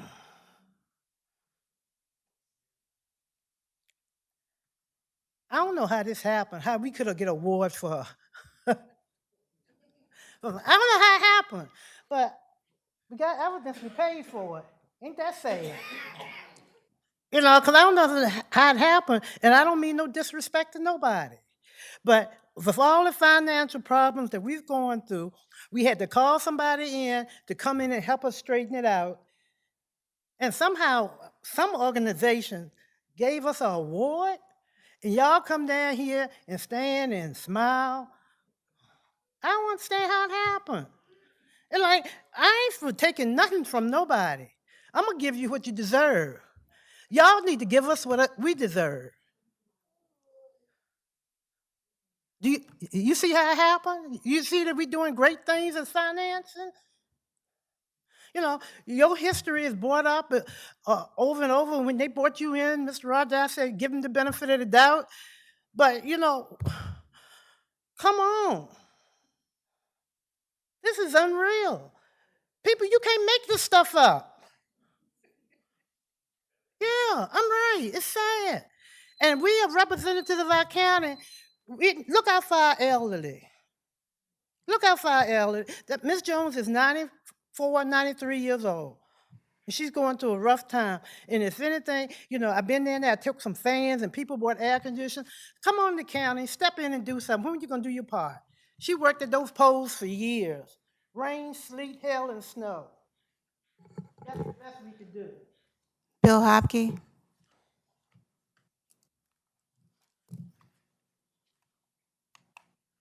started yet? No. I'm slow getting to the. My name's Bill Hopkey. I just want to make a couple comments that I think dovetail into some of the previous comments. I know that you guys are duly elected, and you know that was a procedure that where I think you should be congratulated on the election. But I think, thinking back to my childhood, my parents, I heard a lot of times, you don't listen. So I think I might say the same thing to you all from a lot of these citizens. You're not listening.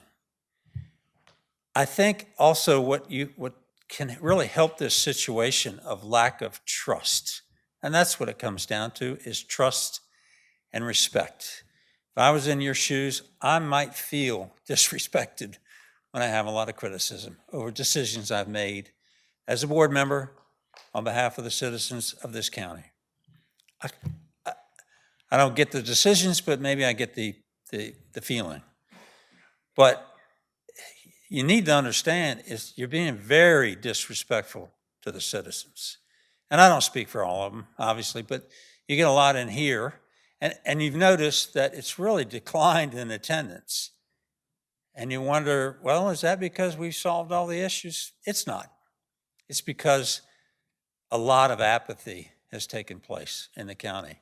They've given up on you all. They have given up. So what I'd ask respectfully is, Mr. Atkins, I'm in your district. I would like for you to have a town hall meeting. You, just you. You can bring others, and other people in the county should be able to attend, but for District 3. And that's what I would request, that we can have a Q&A with the citizens in your district and you. Thank you. Martha Harris.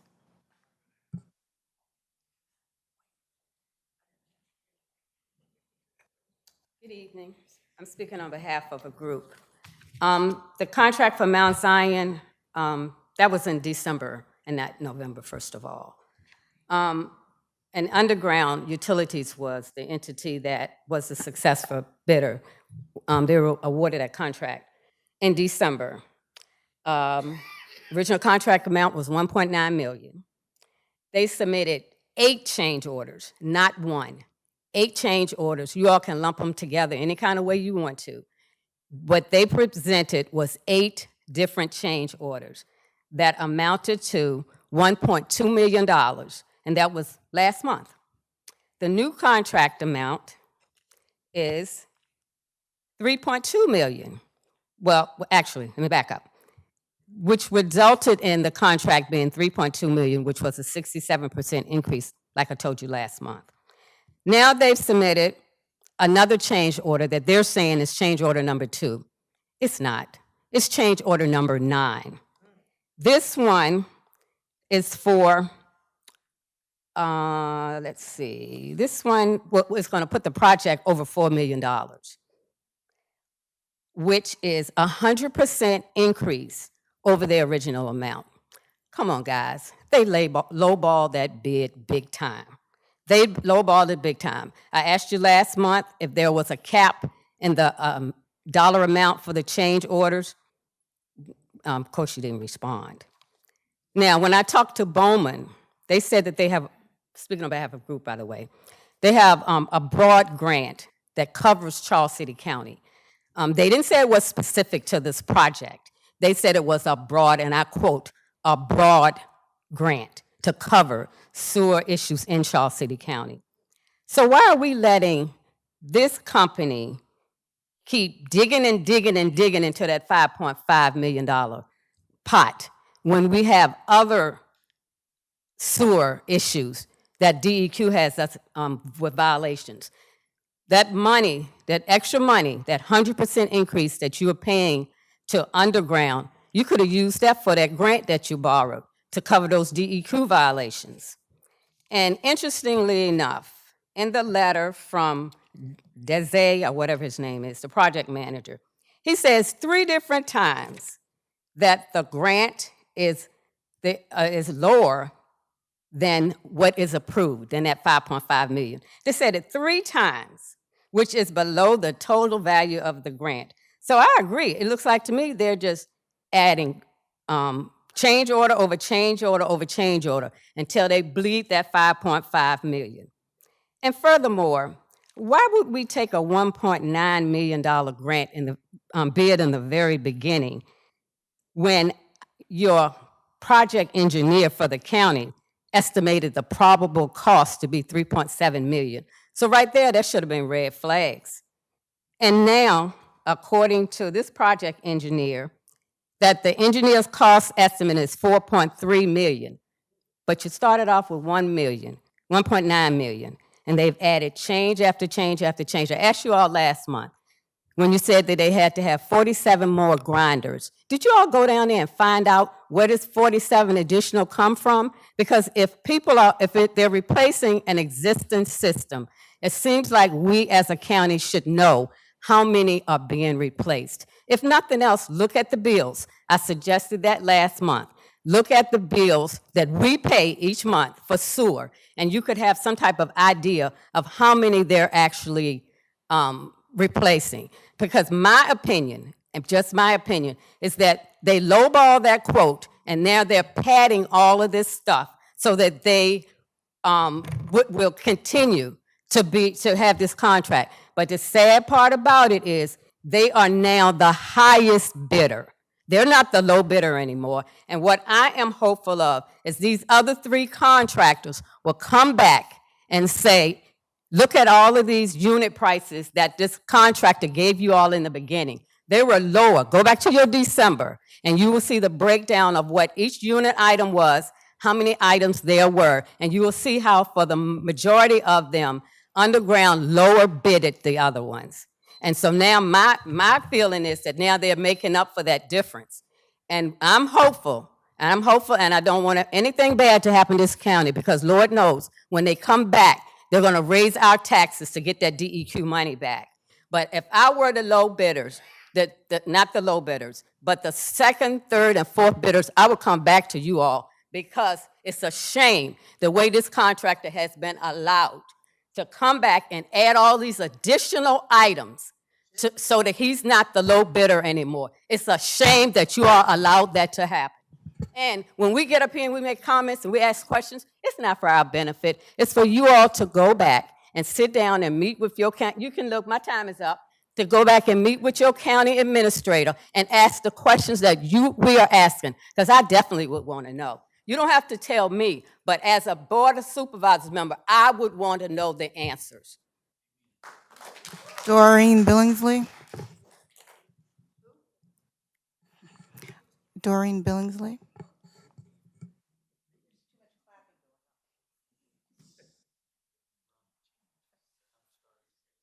Okay, have you noticed that it's all the same people, all the same gripes, and still no answers for anything? Unbelievable. But here I go again. Once again, the public comment period is coming before the administrator's report. This doesn't allow the public to comment on anything that the administrator has to say. I wonder why. I urge you to consider rearranging the agenda to allow comments after the administrator's report. That's the first thing. Secondly, I know that Mr. Rogers refers us to the financial reporting button on the county homepage to get a report on our financials. But as of 5:30 this evening, that's today, there was not a report for the end of June posted. So I don't know how I'm supposed to even know what's going on in the county from a financial perspective. And there was not one in the board packet either. So I don't know how you all could know what's going on. I urge you to post the financials sufficiently prior to this meeting so that citizens can properly prepare for the meeting. Next, concerning the change order for Mount Zion's collection system project, I'd like to urge the Board of Supervisors to encourage better project management. I got to tell you, this comes from 30 years of experience. Toward the end of my career, I was responsible for over $500 million, with a B, dollars worth of capital projects. So I'm well aware of change orders and what they mean. And they are not a regular part of doing business when you're doing capital projects. I underline not. The plants that I ran had lots of underground piping and problems. And we would never, I would never, as bad as I am, I would never have allowed somebody to come in and do these kinds of change orders, because you have got to have a better idea of what something's going to cost than that. And you had a project manager telling you how much it was probably going to cost, but you went with the low bidder and are allowing these change orders. It's unbelievable to me. Considering that change orders are, in large part, the reason for our financial stress over the last several years. You know that? Our $11 million worth of general funds that got bled off chiefly to capital projects that were overrun. I don't know what it's going to take for y'all to understand what's going on here. You have to get a handle on project management. It comes from you three sitting there asking questions about things like change orders and why we're doing that. Please consider that. Finally, I'd like to once again urge the Board of Supervisors to remove data centers as a by right use anywhere in the county. Doing so would not prevent data centers from being built in our county, but it would assure that the county and its citizens would have the opportunity to understand the project and its impact to the county before approval is given. By removing this by right use, is vital for the preservation of our county's character. Thank you. Jared Klein.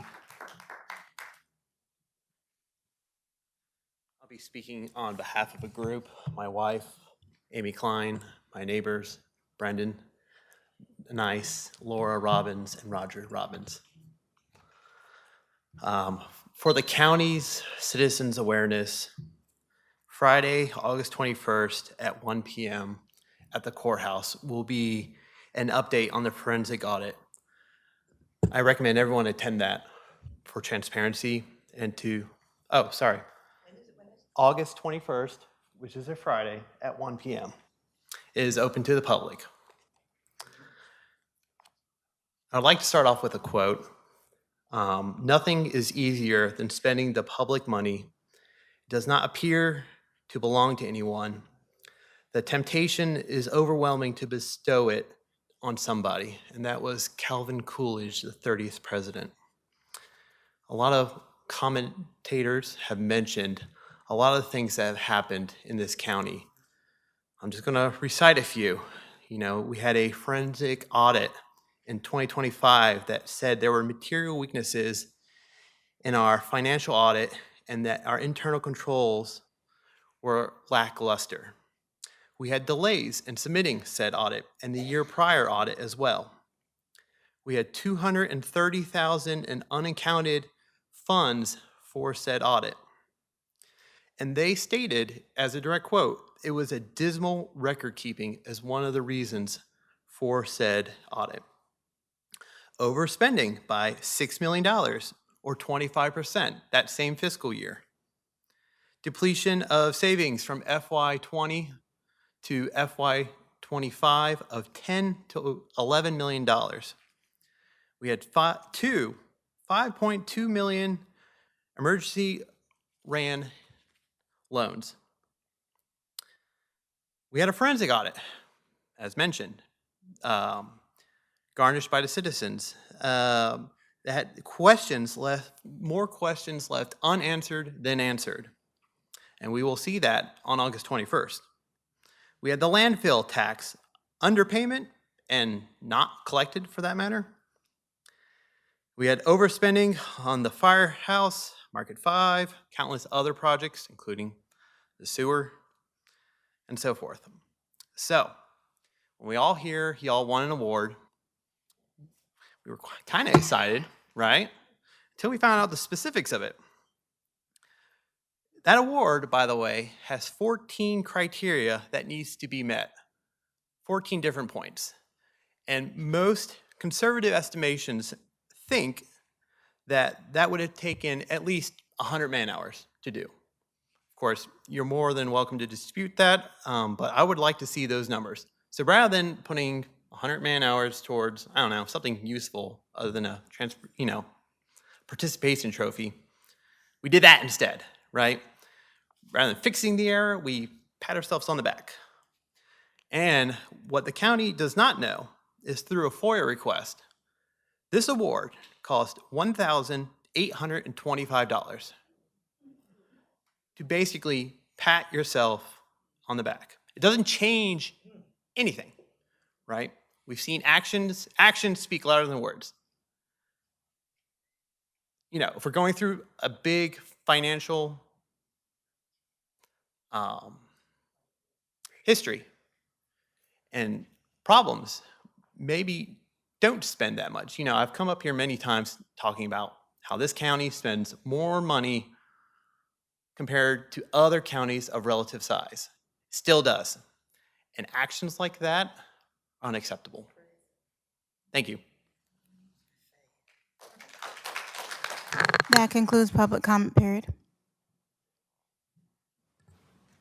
Thank you. Next item on the agenda is the county administrator's report. Thank you, Madam Clerk. I'll yield to Mr. Bosch, the county attorney, to provide a data center update. I believe end of last month, the zoning administrator delivered a letter on a zoning determination request from Point One. We have Chris from our office has had some conversations with them since then. They have filed an appeal of that, which is an appeal to the Board of Zoning Appeals. So the substance of that request was related to kind of all the power, the various different components of power that might be used. And so our letter was in response to that. They were not satisfied with the response from the zoning administrator. So going forward, there will be an appeal to the BZA, which has been, they have submitted that appeal, I believe, last week. So that'll be the next step in that process. I think the other items are still kind of ongoing. I think everybody's planning to go forward as if it is, a project that may go forward based on how they decide to respond to that. But the rest of those items, I think, are still ongoing. That's all I have. Thank you, Mr. Bosch. Next, I will ask our finance director and our fire chief to provide, again, another update about our Engine 2 acquisition, as well as update on the fleet replacement for fiscal '27. Good evening. As we have discussed prior to me standing here, April 2025, the Board of Supervisors approved a plan to acquire a new fire apparatus after engine accident that resulted in a total loss. This reduced the number of engines from 3 to 2. Insurance proceeds from the accidents totaled $507,704.98. The project replacement cost in April 2025 was approximately $720,000. Following procurement, a contract was entered into in April 2025 with an estimated lead time of 12 months.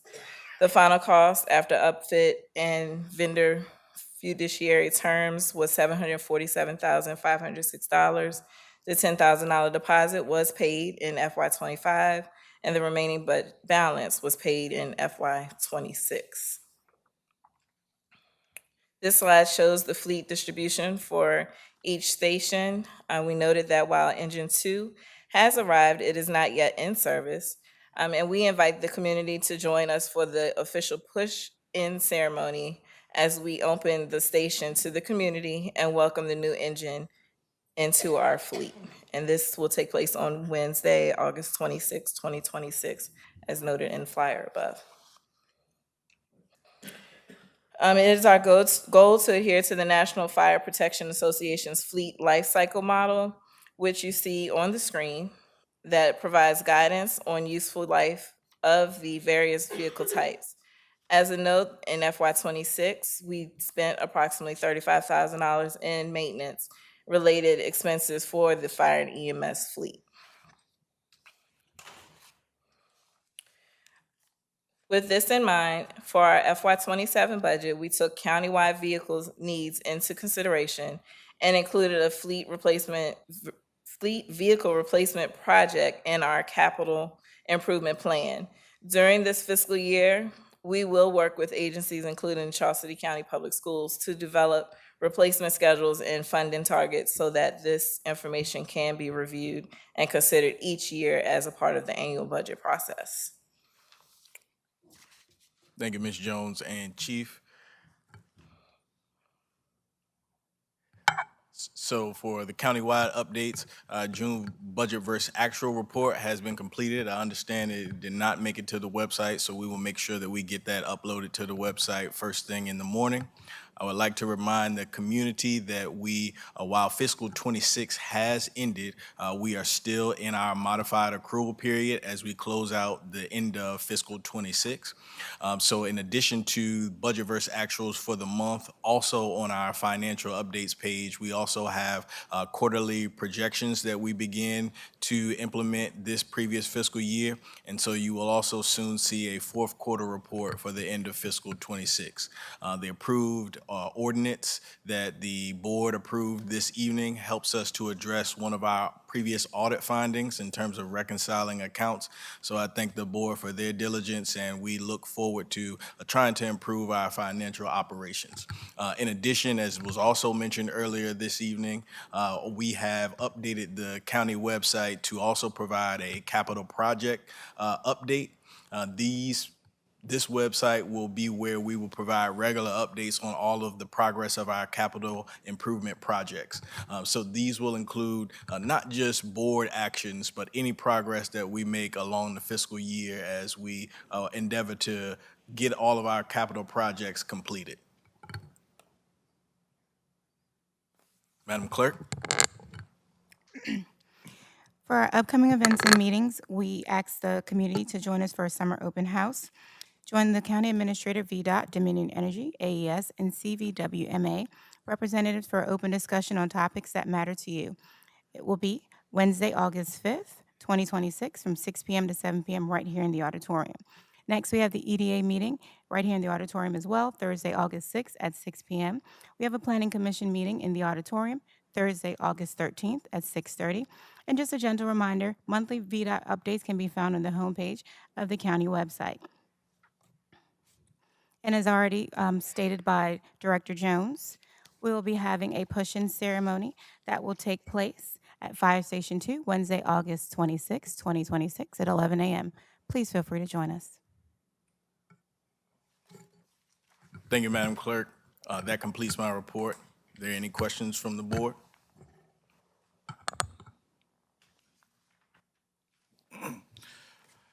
Yes, sir. If we can go back to the data centers, please, the data center report. I see that we are reporting on point 1. However, I would like to inquire about C5 LLC. I asked for the data center update to be on the agenda, standing item on the agenda. And so far, we heard only about point 1, when in reality, we have C5 not too far behind. And I would like to know the status of C5, where are they at with their site plan, and how far along are they in their project? Also, there's a plethora of questions that we don't know the answer to. Most of the questions that we gathered at diode or point 1, we have no information about C5. And I believe that it is imperative that we not treat the data center update on the agenda as a point 1 update, but treat it as a data center update, because C5 LLC has submitted their site plan, correct?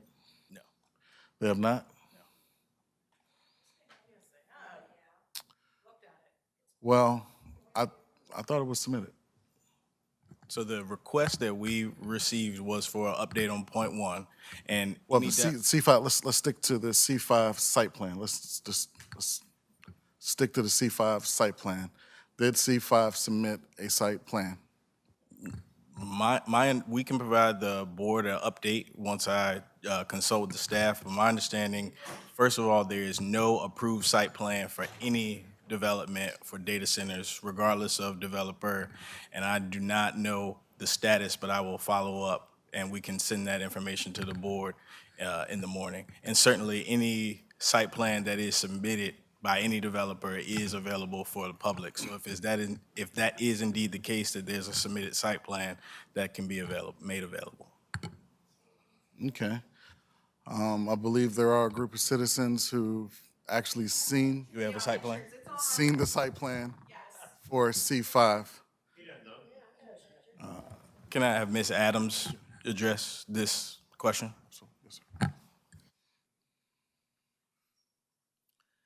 Mr. Chair, Mr. Rogers, just to give an update on the point 1, 3 site plans that we have in-house in community development. There is a mass grading plan, phase 1. There is a mass grading plan, phase 2. And there is a phase 1 construction plan. All are currently under plan review.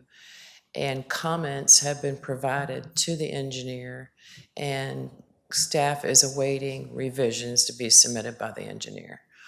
Regarding C5 LLC, there is a grading, erosion, sediment control, and stormwater plan that is ready for approval pending the receipt of a surety from the developer. So that is a grading plan only that would be allowed to let them do land disturbance activity.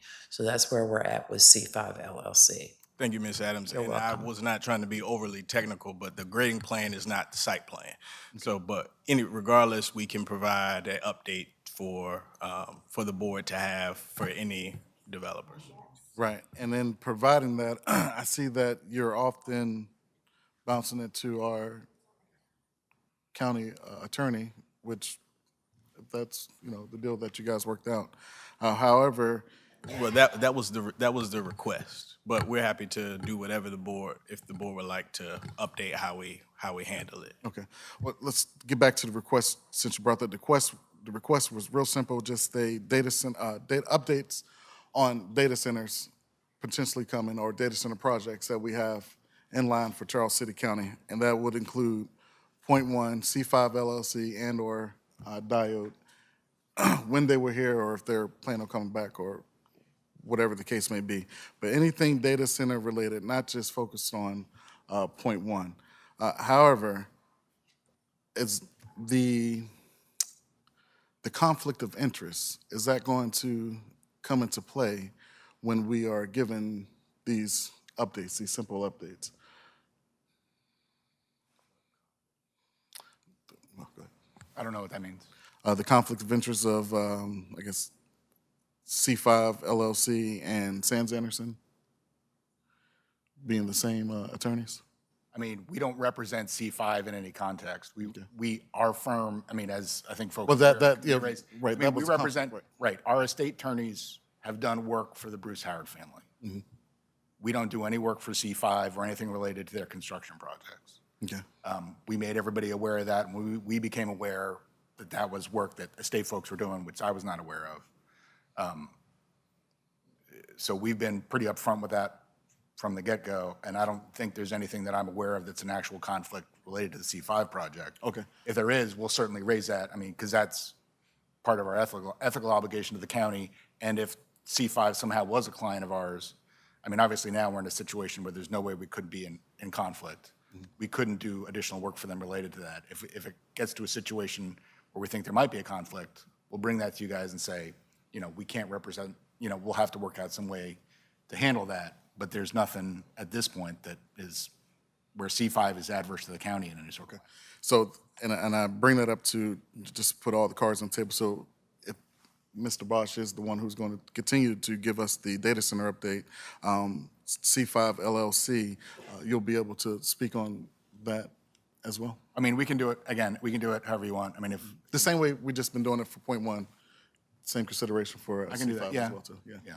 And then some of the questions that will come, are they tapping into our the same questions? Are they tapping into our groundwater?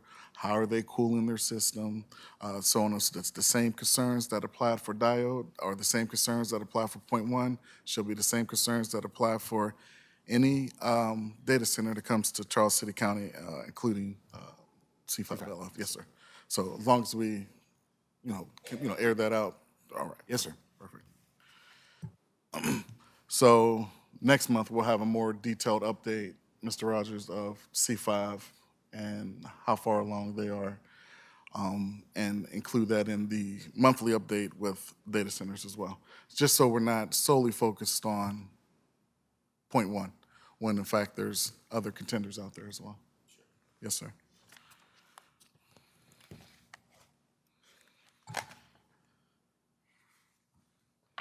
Mr. Chair, I have some more. Okay, I think the next one was the engine, the fire engine.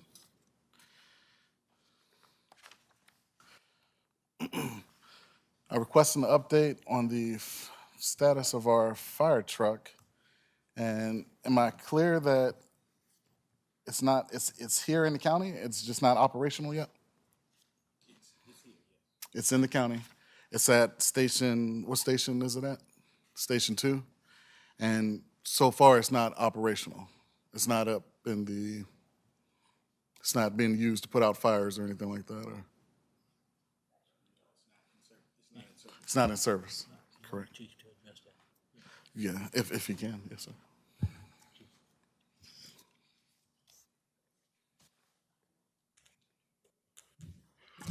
Yes, sir. The truck arrived in, I think, last month, and we're still waiting on equipment to be put on, radios to be put in, some parts for the radio to be put in. So we're on the schedule as soon as we get those parts to have that service. And it was a factory recall on something that they have to wait for the part for that too. But I think we'll be able to use the truck while we wait for that factory recall to be fixed. But the main thing right now is still equipment and still training on it. Yes, sir. And Chief, tonight, I believe we just appropriated the funds so we can fully secure the truck. Was there any lingering debt that was owed on the actual fire apparatus?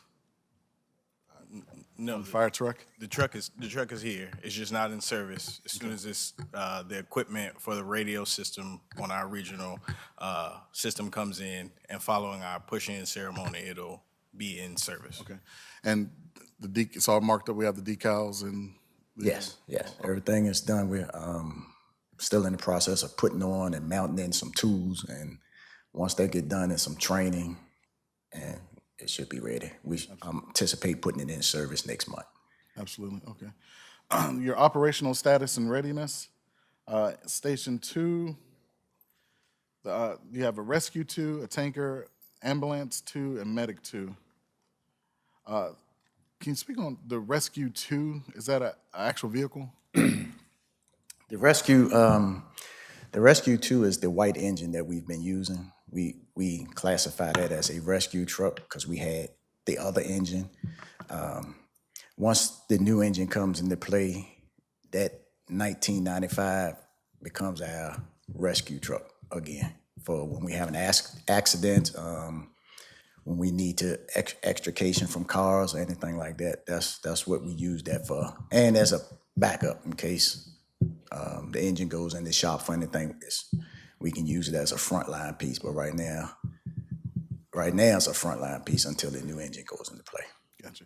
Yeah, and I am unfamiliar with Rescue 2. Is that the long white truck? Yes. Is that truck longer than the new truck? Is that your longest? I think it's slightly longer. Slightly longer. Not much though. At Station 3, that's the station that's in Wilcox, or? Yes. Tanker 3 is out of service? Tanker 3 is out of service, yes. We've had a lot of mechanical issues with that, and we were having a hard time finding parts for it. It's 2002, so it's 24 years old. So we were using parts off of that truck to fix Tanker 2. So how critical is Tanker 3 being down to your operation or to our operation? It's not a major thing because we do still have a tanker. We still have Tanker 2. Each engine carries 1,000 gallons of water. A tanker was in the 5-year plan to be replaced. That's one of the things in there to be replaced within, with that 5-year plan. That may or may not happen. I don't know. Yes, sir. Total cost of the fire apparatus replacement, I believe we covered that. And the interest accrued, did we get a final number on the interest, the total interest from the fire truck just sitting and waiting for us to pick it up?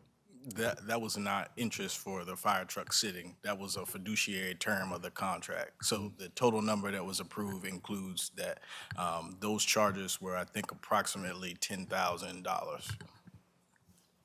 But the final amount. Was that 10,000 a day or 10,000? What do you mean? No, there's nothing per day. Oh, you said total charge. Right. The total charge is what was approved less the $10,000 deposit. That was what was approved this evening. Yeah. And that included all the charges. Okay. Chief Johnson, the use of a brush truck, which would be like, to my understanding, a Ford F-250 or It so? could be. Yeah, it could be Right. something similar to that. Would that be beneficial over the longer actual fire truck? The brush truck being that most of our calls or fires are to actual, I guess, brush fires over structural fires, given the advantage driveways. of a brush truck is that you can get into smaller areas. Yes. When you're talking about a brush fire, we're usually always an acre plus. I think we had one this year, probably 40 acres. A brush truck is not going to do you a lot of good on that because it only carries about 300 gallons of water, and you're gonna need a lot more water. But it's good for getting into little small areas if you have a little small fire. But you still gonna need engines. You still gonna need tankers. Absolutely. But it'd be nice to have one. And absolutely, and we can potentially connect a fire truck or tanker to the brush truck to assist in the aid of putting out the fires. Potentially, yeah. Especially in the areas where the huge fire truck just cannot simply go down some of these roads that we have. Potentially, yes. Okay, and the plan, the vehicle plan and that's why I was asking about the fire EMS in regards to the vehicle placement plan, or our fleet management plan. We can secure a F-250 and outfit it for a fire department underneath that plan? Will that plan kind of encompass that mission? Yes. Okay. Okay. And I know it's not set for this fiscal year, but definitely in the near future, we can accommodate some, and I know something a little bit more practical than these trucks well, for our community. I know that was in the 5-year plan, but I think there are a lot there are other pieces of apparatus that probably would be needed to be purchased before a brush truck. I mean, it'd be nice to have it. It'd be great to be able to get into other places, but the ambulances are, getting up of age. They're not that old, but they're wear and tear on those, and and a new engine in Station 3, because it only seats 2 people, where the engines we buy now are 4 seats or more. So, understood. But it's a nice thought, and I appreciate it. Okay. Thank you, Chief. That's all my questions for the fire apparatus. Thank you. Ms. Adams, Mr. Rogers, Mr. Chair, Dollar General on Wayside has not cut their grass, and it's growing increasingly difficult to see oncoming traffic from Wayside on 106. I think I mentioned that last month. However, can we send some type of notice, Mr. Rogers, to the Dollar General? Yes, Mr. Chair, Dollar General has been contacted to cut the grass, and they assured me that they're going to do that in the coming week. Perfect. Thank you. Thank you, Ms. Adams. Mr. Rogers, how many homes will be affected by the Mount Zion collection system project? I don't have the exact number of customers with me this evening, but we can send that to you. Mr. Hicks, not to put you on the spot, do you have that number on your head? If you don't, I will get it from Mr. Rogers. Yeah, we'll just send it to you. I was asking Mr. Hicks. Yeah, we'll send the information so that everybody has it. Okay. And lastly, Ms.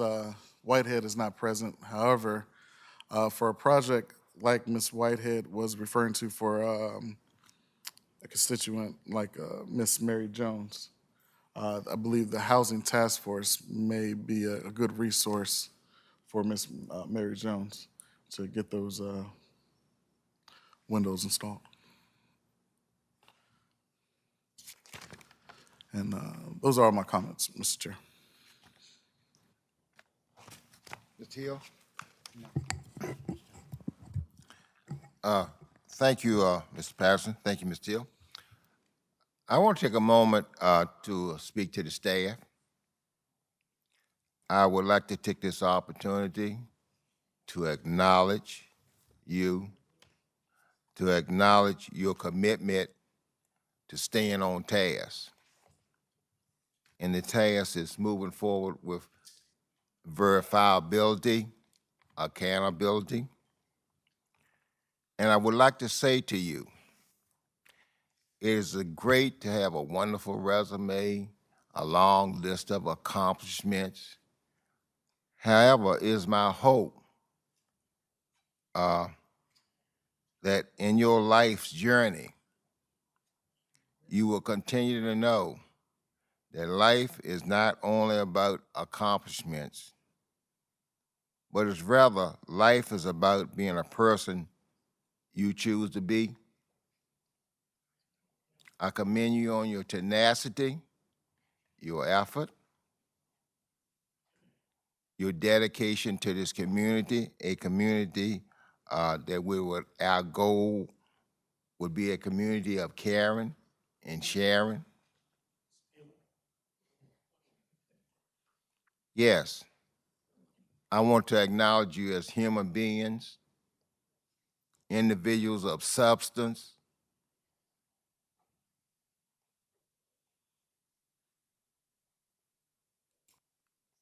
and stand to the task. Whatever that task is, stick with it. Mr. Rogers,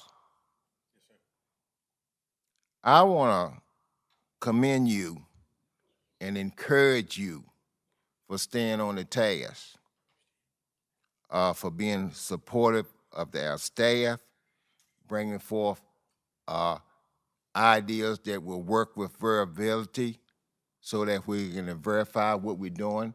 These resolutions and things are a different step in documenting where we make expenditures, how we make them.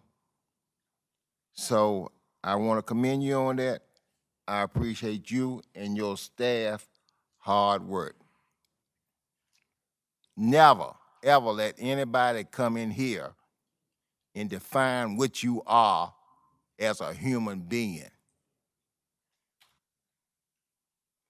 And I'm going to also say, I appreciate a lot of comments to come in because there are some very helpful, forthright, future-oriented comments. At least you focus on the future, and I thank you for that. And we will continue to stay on task, regardless. And as we continue to stay on task, there are many people, I see people every day, no, they don't show up here. And no, they have not given up. They have not forgotten. They say they're just not coming into this. They are not going to come up in here and sit and listen to this every week. I don't mind it because it's part of the task that I'm going to stay on task. And I'm not convinced this is everybody because I see other people that speak all the time. They not. I say, why don't you come to a meeting? They say, I'm not going to come up in there. So staff, stay on task. I thank all of you for coming out. I know all of you got various expertise, knowledge. And Mr. Rogers, I commend you on your efforts and time to be here. We're only 1 month into FY27. 1 month. And my expectation is that we do see something more verifiable. But I'll also say to you, we don't have still the technology when you ask a question to punch a button and pull it up. And I don't care how verifiable you are, it will take time. And this county is a growing county, it's a changing county, and I'm not gonna be the first one to say we're on top of every item. I'm not gonna say we got perfection. We got human beings that work here. And when I'm talking about human beings, I'm not talking about respecting someone. I'm talking about understanding they are people, live, living people.